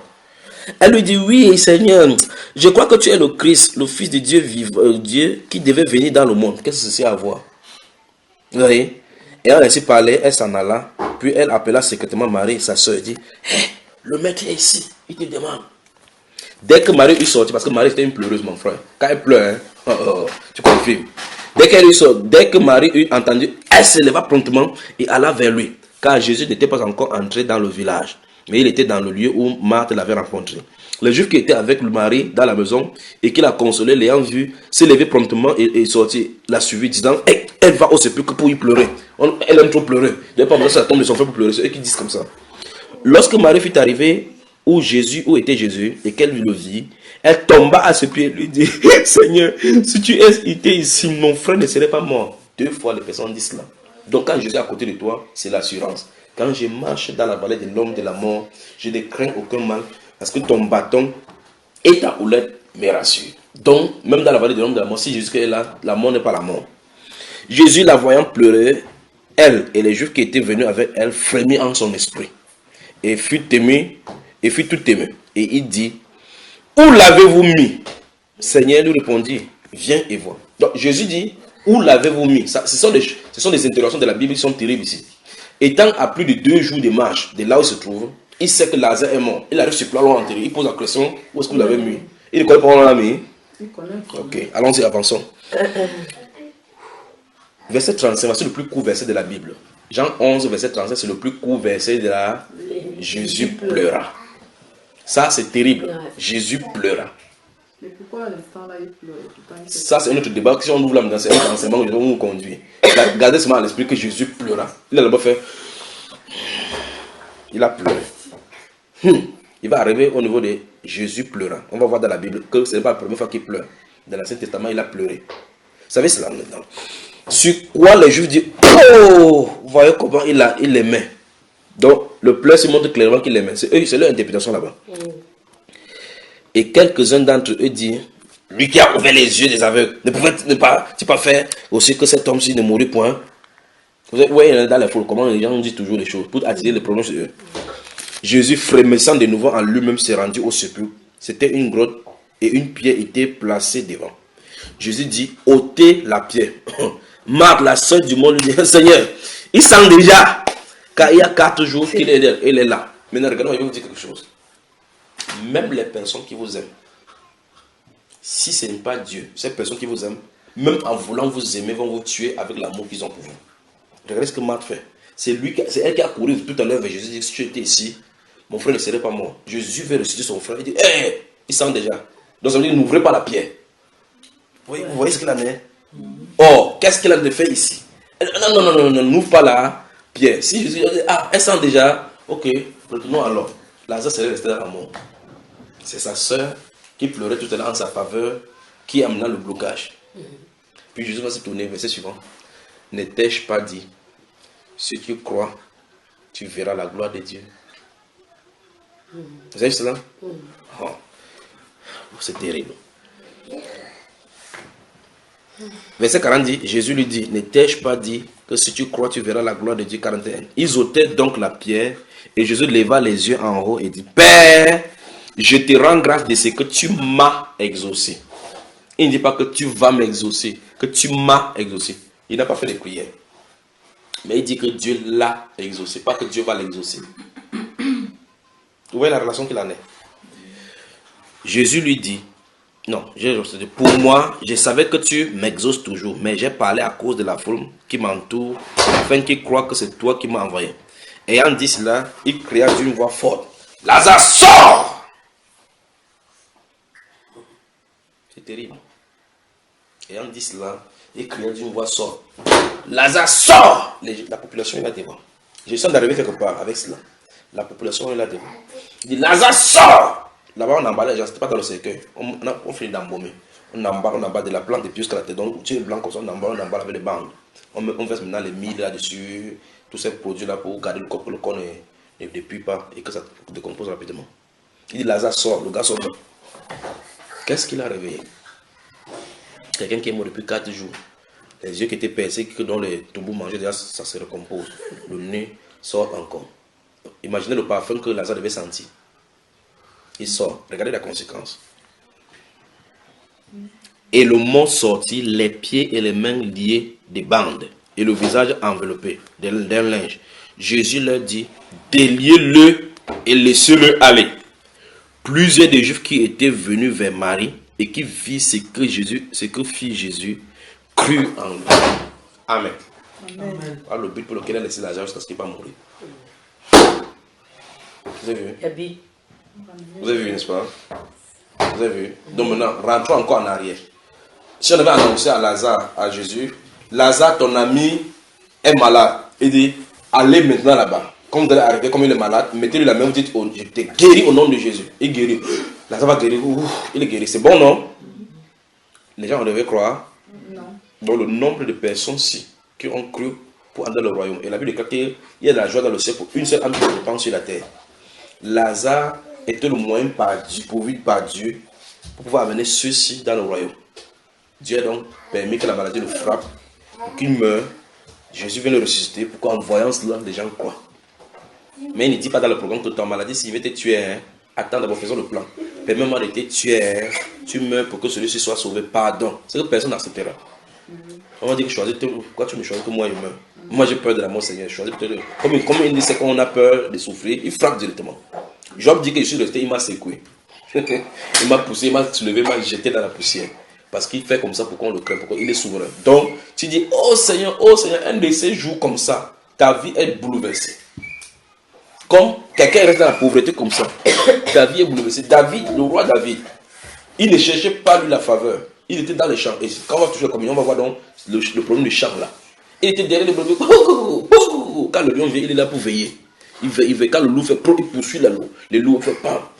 Dieu était en haut, il observait. Dans la maison, les gars, Chama faisait les pompes. Il montait les pectoraux. Il monte les pectoraux, il pompe. Il dit qu'il y a quelqu'un qui doit toujours voir ici en Afrique. C'est moi, gars, tu vois comment je suis colosse. Mais il porte les feuilles, il est gigantesque. Quand le roi Samuel, quand le prophète Samuel vient, Dieu dit qu'il va oindre pour moi dans le fils d'Isaïe. Il vient. Il voit, Durand entre comme ça avec les gros bras. Il dit, merde, c'est lui. Dieu dit, non, c'est pas lui. Je l'ai rejeté. Dieu ne dit pas que je ne l'ai pas choisi. Il dit, je l'ai rejeté. Sans choisir quelqu'un, on le rejette. Vous suivez cela? Quand il a fini par dépasser tous les 7 qui étaient là-bas, après il se tourne, il dit, merde. Tout partout, il veut se lever. Dieu dit, c'est pas lui. Il dit, merde. C'est tous tes fils. Il dit, non, il y a un maigrichon là. C'est lui que Dieu a choisi. Il choisit les choses viles du monde, des choses qu'on ne considère pas, pour confondre les sages. Il dit, allez le faire appeler parce que c'est lui que tu as choisi. Il vient, c'est comment? On voit tous les colosses là-bas, un maigrichon de moins de 17 ans sort là-bas. Oui, ton prophète, c'est quoi? Dieu t'a choisi roi d'Israël. Dieu t'a choisi roi d'Israël. Oui, les gars, c'est sûr que le prophète a confondu, mais les gars, un colosse ici, roi d'Israël. Parce que les techniques que ceux-ci ont appris, ce n'est pas Dieu qui leur a appris cela. Ils ont appris ça des hommes. Celui-ci était dans la nature, Dieu l'a formé selon ses méthodes. Amen. Vous comprenez cela? Ouais. Ok. Toute difficulté qu'il a fait face là-bas, il a assimilé les choses de Dieu. Alors quand Israël sera dans la difficulté avec Goliath, un colosse comme eux, musclé comme eux, ils ne pouvaient pas faire face parce que leur colossalité n'était pas la colossalité du colosse de Dieu. Alors quand il est là-bas, même Saul, qui était le plus jeune d'Israël, a senti que le colosse qui est devant moi, il ne peut pas battre. Quand David s'est pointé là-bas, lui ne voyait pas la difficulté parce qu'il savait très bien que quand tu avais Dieu, la difficulté, toute difficulté qui est devant toi est une victoire. Amen. C'est tourné là-bas. Goliath s'est avancé. Il dit que ça fait 40 jours, je vous lance le défi. Trouvez quelqu'un en Israël, s'il me bat, nous nous soumettons à vous. Vous êtes des chiens. Il s'est tourné, mais qui ose ainsi insulter la main de Dieu vivant? Il se tourne, il est gigantesque en haut là-bas, plus de 3 mètres. Il ne regarde pas cette taille-là. C'est un petit maigrichon qui est en bas. Il dit, mais qu'est-ce qu'on va donner à quelqu'un qui va traiter cette incirconcision qui est opérée contre Dieu? Il dit, mon ami, ses propres frères qui sont colosses, qui sont des armées, il dit que nous connaissons ta malice. Il vient comme ça pour nous regarder comment on fait dans le combat. Il s'est détourné. Il a levé le roi. Le roi a porté les muscles. Les gilets pas lui donner le grand. C'était trop lourd. Il a commencé comme ça, tiens. Remarquez bien ce qu'il dit. Il dit, je ne suis pas accoutumé. c'est pas ma technique, on m'a pas appris, avec je ne me suis pas accoutumé. Vous voyez? Donc il a appris de Dieu, et si l'homme veut lui donner ses propres armes, pourquoi avec ces armes-là, eux ne sont pas allés combattre? C'est fort. Il allait avec les armes que Dieu lui a montrées. Le garçon est venu avec les javelots, tout ça grand. Il a pris ses gibeciers, il a pris ses 5 cailloux, 5, le chiffre de la grâce. Il a pris 5 cailloux, il a mis là-bas, comme avec la fronde de Saint-Esprit. Il avait été montré, maintenant il était montré qu'on ne parle pas aux chrétiens comme ça aujourd'hui. Que celui qui est rempli du Saint-Esprit, on ne parle pas contre l'un. Que nous avons les armes offensives et défensives, que les saints dons ministériels sont donnés pour terrasser Satan. Et au nom de Jésus, je viens devant les toi, au nom de Jésus, n'a pas. Le Saint-Esprit a pris cette caillou-là, plongé droit dans la tête. Le gigant est tombé. La Bible déclare, chaque fois qu'ils allaient en combat avec le sol, quand on dit que Saul a tué 1000, David a tué 10 000. C'était son nom qui était glorifié. Quand il tape 1, David tape 100. Il dit merde. La Bible déclare que quand il passait, on ne regardait plus le roi, c'est lui qu'on regardait. 17 ans. Où est-ce qu'il a appris la technique de guerre? Le Saint-Esprit était avec lui parce qu'il a formé selon ses desseins.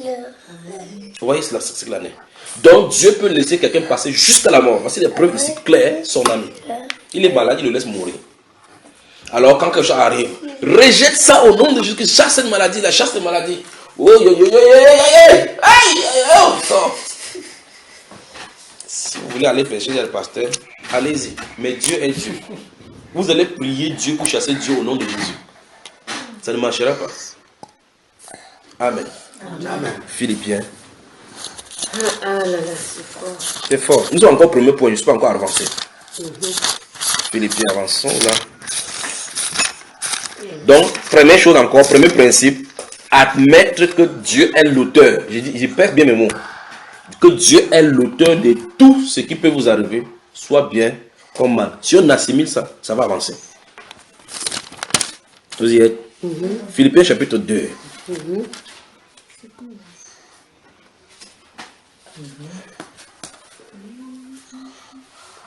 On y va, bien aimé. Verset 25 et suivant. Verset 25 et suivant. J'ai estimé, vous y êtes? J'ai estimé nécessaire de vous envoyer mon frère Épaphrodite, mon compagnon d'œuvre et de combat, par qui vous m'avez fait parvenir de quoi pourvu à mes besoins. Car il désirait vous voir tous. Et il était fort en peine de ce que vous avez appris. Vous avez appris. Verset 27. Il a été malade. En effet, et tout près de la mort. Mais Dieu a eu pitié de lui. Et non seulement de lui, mais aussi de moi. Afin que je n'eusse pas tristesse. Tristesse. C'est l'apôtre Paul qui écrit ça. Mais les chrétiens d'aujourd'hui sont plus sages que l'apôtre Paul. On dit que non. Si comme tu es pasteur, ta femme peut être malade. Toi, ton corps est le temple du Saint-Esprit. Et le bulldozer du Saint-Esprit habité dans l'apôtre Paul. Il y a quelqu'un, c'est son compagnon d'œuvre et de combat. Il dit qu'il a été malade et même prêt jusqu'à la mort. Dieu a eu pitié de lui. Est-ce que vous comprenez? Donc ils ont la révélation aujourd'hui que la maladie n'est pas restée. Ils font comme ça, là, ils meurent de crise cardiaque, même les pasteurs. Là. Ils font comme ça, sans les vieux, le processus de vieillissement est lancé. Ils font comme ça, quand ils sont malades, ils partent à l'hôpital tranquillement, pas derrière, ils s'injectent. Pour que ces fidèles ne savent pas qu'ils sont malades. On dit que non, il allait en visite privée, il allait en repos, alors qu'il a laissé soigner. C'est pas ça, frère. C'est ça. Donc, parce qu'ils veulent mentir les gens pour avoir de l'argent. C'est pour ça qu'ils veulent activer, ils soignent leur personnalité, ils soignent leur chair. Il faut que les gens portent toujours le vêtement là-bas soit propre, parce que Dieu n'aime pas la pauvreté. Frère, la pauvreté est dans mon mental. Si tu commences à t'habiller comme ça, comme un clochard, comment Dieu va te bénir? Donc Jean-Baptiste était un clochard.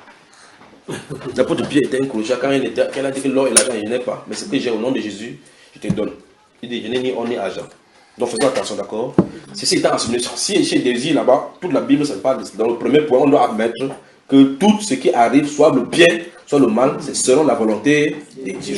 Et la plus grande des choses, c'est que cette volonté-là, il y a quelque chose derrière que Dieu a de chercher. Et par conséquent, on ne devrait pas chercher Dieu pour voir, pour que la problème soit résolue, mais pour voir ce que Dieu a dit et a fait d'après cette volonté-là. D'accord? Donc, nous ne devons pas chercher Dieu pour savoir que, oh Seigneur, ôte-moi de cela, ôte ces choses de moi. Ne donne pas ces coca-là, c'est pas bon. On peut avancer. Deuxième chose, je crois qu'on va prendre une troisième partie. On ne peut pas suivre ça jusqu'à la fin. Premier point, qu'est-ce que j'ai dit? Admettons que... Premier point, qu'est-ce que j'ai dit? Admettre que Dieu est l'auteur de toutes choses. Oui. Il nous arrive en bien ou en mal. Voilà. Il recommence encore à admettre, ça ne veut pas dire que, est-ce que tu sais que Dieu est l'auteur de toutes choses? Ça doit pénétrer là. Oui, bien sûr. Ça doit pénétrer ici. Quand c'est pénétré ici, n'importe quoi t'arrive. C'est pour cela que la Bible dit justement qu'on rende grâce à Dieu pour toutes choses, car c'est à votre égard la volonté de Dieu. Donc Dieu veut que, même si n'importe quoi t'arrive, tu dis Seigneur, je te rends grâce pour ce qui arrive.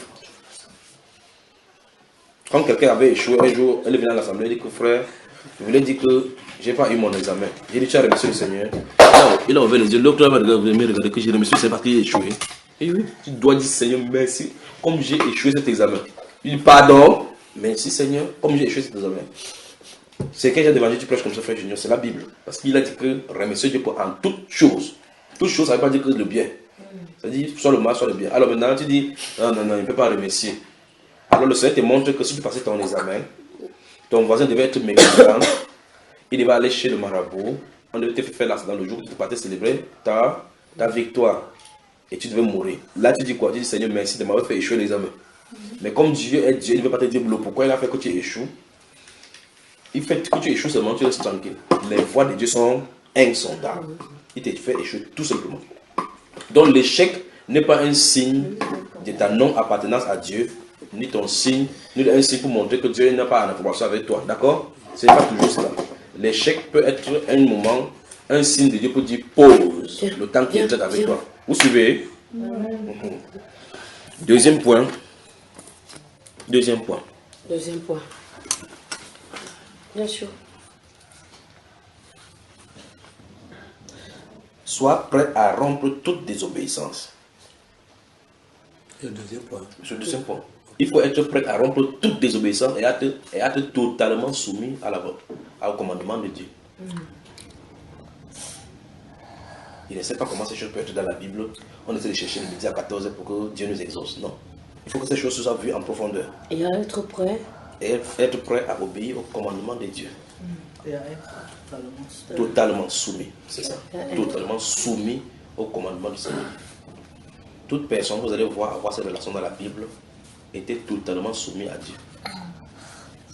On avance. Je vais expliquer, vous expliquer les deux volets. Il faut d'abord laissez-le. Ça coule. Oui, laissez-le. Viens. Allez, viens. On va t'entendre. Il est là grand, il s'essuie lui-même. Alors, lorsque nous voulons affronter Dieu, il faut qu'on comprenne que Dieu ne fonctionne point sans l'obéissance. Il dit dans la Bible, vous avez noté Somme 50 et 51, dès le départ ici. Non. Et vous avez pas donné cela? Non. Notez le Somme 50 et 51, on passe se balader, on va voir quelque chose. Somme 50 et 51. Somme 50 et 51. C'est quoi mon frère? Non, c'est intéressant. Ça te pénètre? C'est intéressant. Vous y êtes avec moi? Regardez bien. Et regardez le verset 5. Oh là, faites vite. Il est 13h là. Faites vite pour qu'on voit ces choses-ci. C'est merveilleux. Il doit avoir au moins 9 ou 10 points de ces choses-ci. Au moins 9 ou 10 points. Remarquez que je suis pas en train de lire. Je dois me tenir ici. Il doit dire ce qu'il a dit. C'est 7. Verset 5 déjà. Regardez le verset 5. Rassemblez-moi mes fidèles qui ont fait alliance avec moi par le sacrifice. Nous voyons clairement qu'il parle des chrétiens ici. Rassemblez-moi avec moi. Donc Jésus demande qu'on rassemble les gens qui ont fait alliance avec lui par le sacrifice. Quel sacrifice? Le sacrifice de Christ. Donc rassemble-moi les chrétiens. Qu'est-ce que Dieu veut leur dire? Regardez. Et les cieux publieront sa justice, car c'est Dieu qui est juge. Écoute mon peuple et je parlerai. Vous voulez écouter? Israël, et je t'avertirai. Vous y êtes? Ce n'est pas pour tes sacrifices que je te fais des reproches. Vous devez écouter. Tes holocaustes sont constamment devant moi, donc tout le bien que tu fais, c'est devant lui. Je ne prendrai pas de taureaux dans ta maison. Donc ne crois pas qu'il va venir prendre tes dîmes et quoi que vous devez, comme les gens disent que non, donne à Dieu que Dieu mange. Ni de boucs dans tes bergeries. Car tous les animaux des forêts sont à moi. C'est évident, pas vrai? Toutes les bêtes des montagnes par milliers. Je connais tous les oiseaux des montagnes. Et tout ce qui se meurt dans les champs m'appartient. Puis Dieu dit, si j'avais faim, je ne te dirai pas. Car le monde est à moi et tout ce qu'il renferme. Amen. Est-ce que je mange la chair des taureaux? Est-ce que je bois le sang des boucs? Les chrétiens aujourd'hui disent oui. Quand tu veux donner l'autel, c'est à Dieu qui boit. Puis Dieu dit ceci. Offre pour sacrifice à Dieu des actions de grâce et accomplis tes vœux envers le Très-Haut. Puis il dit quoi? Et invoque-moi au jour de la détresse, je te délivrerai et tu me glorifieras. Je crois que c'est un peu plus clair ici. Vous avez vu ça? Il peut parler là 2 heures encore maintenant. Il y a de quoi parler maintenant là 2 heures. Donc Dieu veut qu'on reste. Remarquez, tu as dit que il dit que tu accomplis tes vœux. Que tu lui rendes grâce. Regarde ce que nous avons dit dans la première partie. Il dit que offre pour sacrifier à Dieu des actions de grâce. Actions de grâce, ça veut dire que tu remercies le Seigneur. Pas que j'ai fait le messe d'action de grâce en mémoire de mon père. C'est pas ça dont Dieu parle. C'est la sorcellerie là-bas. C'est-à-dire que mon père est mort, ma mère est morte, j'ai appelé le culte d'action de grâce, j'ai payé 25 000 fois au prêtre, le prêtre m'a fait. Ça ne se trouve pas dans la Bible. Les actions de grâce qui disent ici, c'est les fruits. Que Seigneur, merci. Sois reconnaissant au Seigneur. Quand tu sors pour aller au travail le matin, oh Seigneur, beaucoup sont comme ça tombés aujourd'hui, mais tu m'as relevé parmi les vivants pour qu'ils partent au travail. Je te remercie, Père de gloire, pour cette journée-ci. Dieu aime cela. Quand tu rentres le soir, tu dis, oh Seigneur, tu as permis que je puisse sortir, puis rentrer, et qu'il revienne ce soir-ci. Ce n'est pas ta grâce. C'est pas ce que Dieu demande. Voilà ce qu'il demande. Vous voyez, il dit qu'il ne demande pas que tu prends que je peux lui donner, parce que tout ça lui appartient. Il veut seulement que tu sois reconnaissant. Reconnaissant que ce n'est pas parce que tu as trop fréquenté que tu as eu du travail. Ce n'est pas parce que tu es trop belle que tu as trouvé un bon mari. Ce n'est pas parce que tu as trop travaillé qu'on t'a encore récompensé. Non. Il y a des gens qui travaillent plus que toi, ils n'ont pas de récompense. Des gens qui ont fréquenté plus que toi, qui ne trouvent pas de travail. Donc il faut être reconnaissant. Vous voyez cela, n'est-ce pas? Chapitre 51. Je vais briefer là-dessus rapidement. Non, regardez le verset 23 de ce même livre-là. Verset 22 et 23, regardez. Prenez-y donc garde, vous qui oubliez Dieu, de peur que je ne déchire sans que personne ne délivre. Celui qui offre pour sacrifice des actions de grâce me glorifie. Amen. Vous avez entendu ça? Amen. Il dit, et à celui qui veille sur sa voie, je ferai voir le salut de Dieu. Amen. Celui qui veille sur sa voie. Cessez toute désobéissance maintenant et se soumettre totalement au commandement de Dieu. Ça me tient. On avance là. Chapitre 51.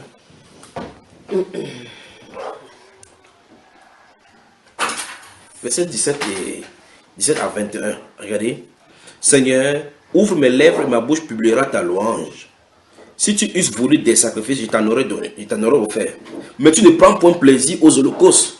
Les sacrifices sont agréables à Dieu. C'est un esprit brisé. Oh Dieu, tu ne dédaignes pas un cœur brisé et contrit. Répands par ta grâce tes bienfaits sur Sion. Bâtis les murs de Jérusalem. Alors tu agréeras des sacrifices de justice, des holocaustes et des victimes tout entières. Alors on offrira des taureaux sur ton autel.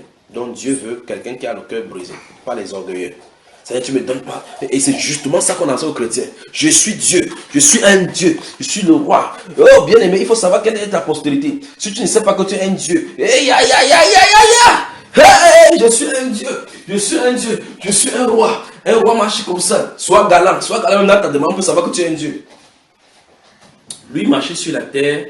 On disait de lui que c'est un clochard. On a commencé par déclarer que sa carte d'identité c'est écrit PND. Que son papa n'a pas été déclaré, on ne sait pas qui est son vrai père. L'un dit que c'est son voisin, l'autre dit que c'est pas le mari. Lui-même dit qu'il ne sait pas que c'est son père, le Dieu du ciel. Voilà comment on savait. Après, on appelait que c'est un charpentier. La Bible déclare de lui qu'il n'avait ni regard, ni beauté, ni éclat pour attirer nos regards. Semblable à celui dont on détourne le visage. Un l'éthique au sens propre. Mais c'est lui qui a porté nos péchés. Aujourd'hui, les chrétiens ont compris que la veste c'est seulement pour les chrétiens. Il porte, il fait aïe aïe aïe aïe aïe. La Bible déclare ici que il désire celui qui a l'esprit contrit, le cœur brisé. Lui, sur la montagne, il dit heureux donc ceux-là donc qui sont pauvres en esprit, parce que le royaume de Dieu est à eux. Les chrétiens d'aujourd'hui, entre guillemets, disent qu'ils sont pleins de l'esprit. Aïe aïe aïe. Il est sous de l'esprit bien-aimé. Aïe aïe aïe. Il finit de faire son spectacle, il prend votre argent, il part. La Bible déclare qu'il veut les gens qui ont le cœur brisé. Celui qui s'humilie. Dieu dit que l'humilité précède la gloire. Il dit qu'il veut le cœur brisé. Ça veut dire qu'on vient devant le Seigneur avec notre insuffisance. On admet nos faiblesses. On admet, souvenez-vous, je viens de parler de l'obéissance. D'accord? Donc, prêt à être obéissant. Parce que quoi, les mentalités, c'est que, comme je donne à Dieu, là, j'attends qu'il me donne telle chose. Ils sont déplacés par ça pour démontrer qu'en fait, vous ne donnez absolument rien à Dieu. Il faut plutôt qu'on fasse ce que lui a demandé qu'on fasse pour que nous soyons agréables.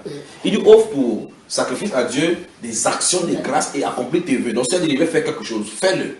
Quand tu as accompli, quand tu remercies le Seigneur constamment, dans tout ce qui t'arrive, et puis quand tu dis, je vais faire telle chose, et tu fais, Dieu dit, alors invoque-moi au jour de ta détresse, je te délivrerai et tu me glorifieras. Parce que tu connais le langage, tu sais que quand Dieu te délivre ici, c'est Dieu qui m'a fait cela. Celui qui ne donne pas des actions de grâce constamment à Dieu, quand quelque chose arrive, il dit, je trouve que c'est normal. Tu attends quelqu'un dit que je me suis battu pour avoir le travail ici. On était 60, j'étais le premier. Et il croit qu'il est trop fort. Tu es plus fort que qui sur la terre. Vous entendez cela? Les gens dont nous utilisons leurs moyens maintenant, les gens comme les Ampères et toutes les autres personnes là qui ont découvert des grandes choses, ils n'ont pas même pas joui des choses qu'ils ont découvertes. Aujourd'hui, nous utilisons ça partout dans le monde entier. L'électricité que nous utilisons, l'avion que nous utilisons, les personnes qui ont fait ça, ils ont fait des accidents, cassé les bras pour pouvoir découvrir cela. Maintenant, nous voyageons maintenant tranquillement à la suite de ce qu'ils ont fait comme connaissance. Pas vrai? Alors, ça veut dire que quoi? Si tu es fort, il y a un plus fort que toi.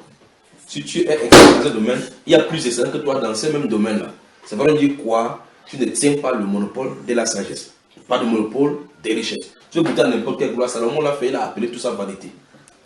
Ça veut dire quoi? Il faut qu'on se rabaisse. On dit merci à Dieu pour. S'il nous donne un peu, disons merci Seigneur. Parce qu'il a dit que à celui, il dit que si tu es infidèle dans ce qui est petit, il te donnera les grands. Donc, si Dieu te dit, il t'a donné maintenant le souffle de vie pour aujourd'hui, dis quand même merci pour cela. Parce qu'en réalité, si vous refusez de voir Dieu, le miracle de Dieu dans votre vie, sachez que vous-même déjà, c'est un miracle. Vous êtes un miracle. Donc, je ne vois pas la main de Dieu dans ma vie. Comment tu fais pour ne pas voir la main de Dieu? Comment tu fais pour ne pas voir la main de Dieu alors que tu t'es levé, c'est un miracle?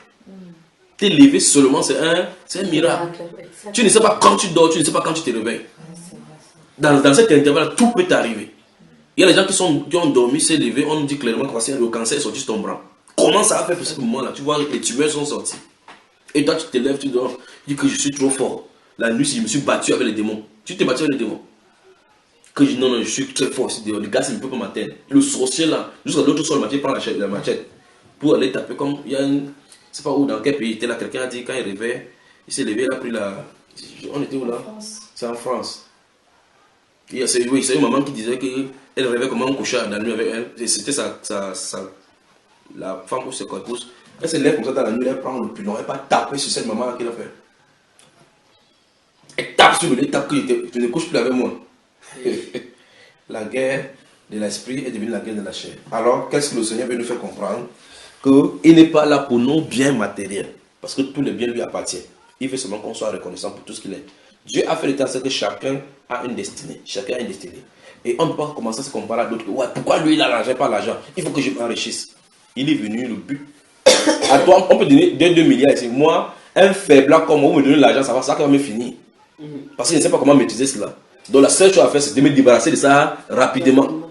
Il y a des gens que quand tu donnes même 5 francs, tu peux tourner 8 ans, tu viens sur les mêmes 5 francs sans de ses mains. Parce qu'il sait comment gérer. Moi, j'ai l'argent entre mes mains avant de sortir, c'est qu'il balance ça partout. Ça me fait le problème. Ça me fait le problème. Alors quelqu'un, tu vois quelqu'un, il manipule l'argent, tu cours derrière, que moi je manipule l'argent comme lui, c'est ça qui te donne la mort. Donc Dieu a donné la grâce à chacun de pouvoir gérer sa chose comme elle a voulu. Qu'est-ce qu'on doit faire? On doit lui rester reconnaissant, première chose. D'accord? La désobéissance donc consiste à négliger tout ce que Dieu a dit au profit des choses que les hommes ont dit, principalement. Il y a des gens donc qui aimeraient que le pasteur prie pour lui. Il dit ce que Dieu a dit. Vous entendez? Pasteur, donne-moi le psaume pour les persécutions.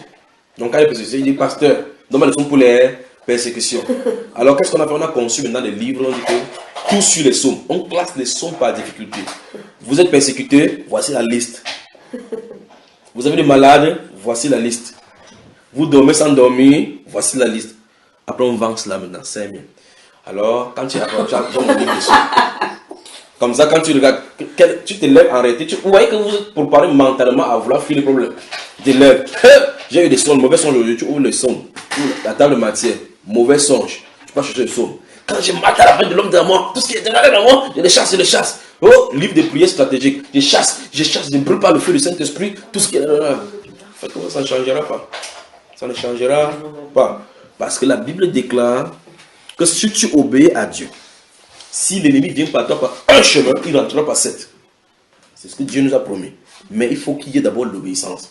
Parce que quand celui qui obéit à Dieu, Dieu avec lui, si vous êtes deux, toi et Dieu, vous êtes en majorité. Parce que le plus grand, le plus puissant est de ton côté.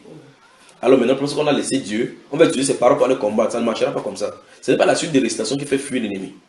Donc il faut que les gens soient entraînés à lire la parole, méditer, laisser la parole nous briser, nous nettoyer, enlever le mauvais comportement, enlever ce qui n'est pas de Dieu, installer ce qui est de Dieu. Quand c'est installé ce qui est de Dieu, la Bible déclare, quand vous aurez Christ en vous, quand il dit quelque chose par la foi, la chose s'accomplit. Amen. Dans la troisième partie, nous allons voir la suite de la désobéissance. Et l'obéissance avec la parole, et puis la soumission totale et absolue à son commandement. Que le Seigneur vous bénisse. Amen.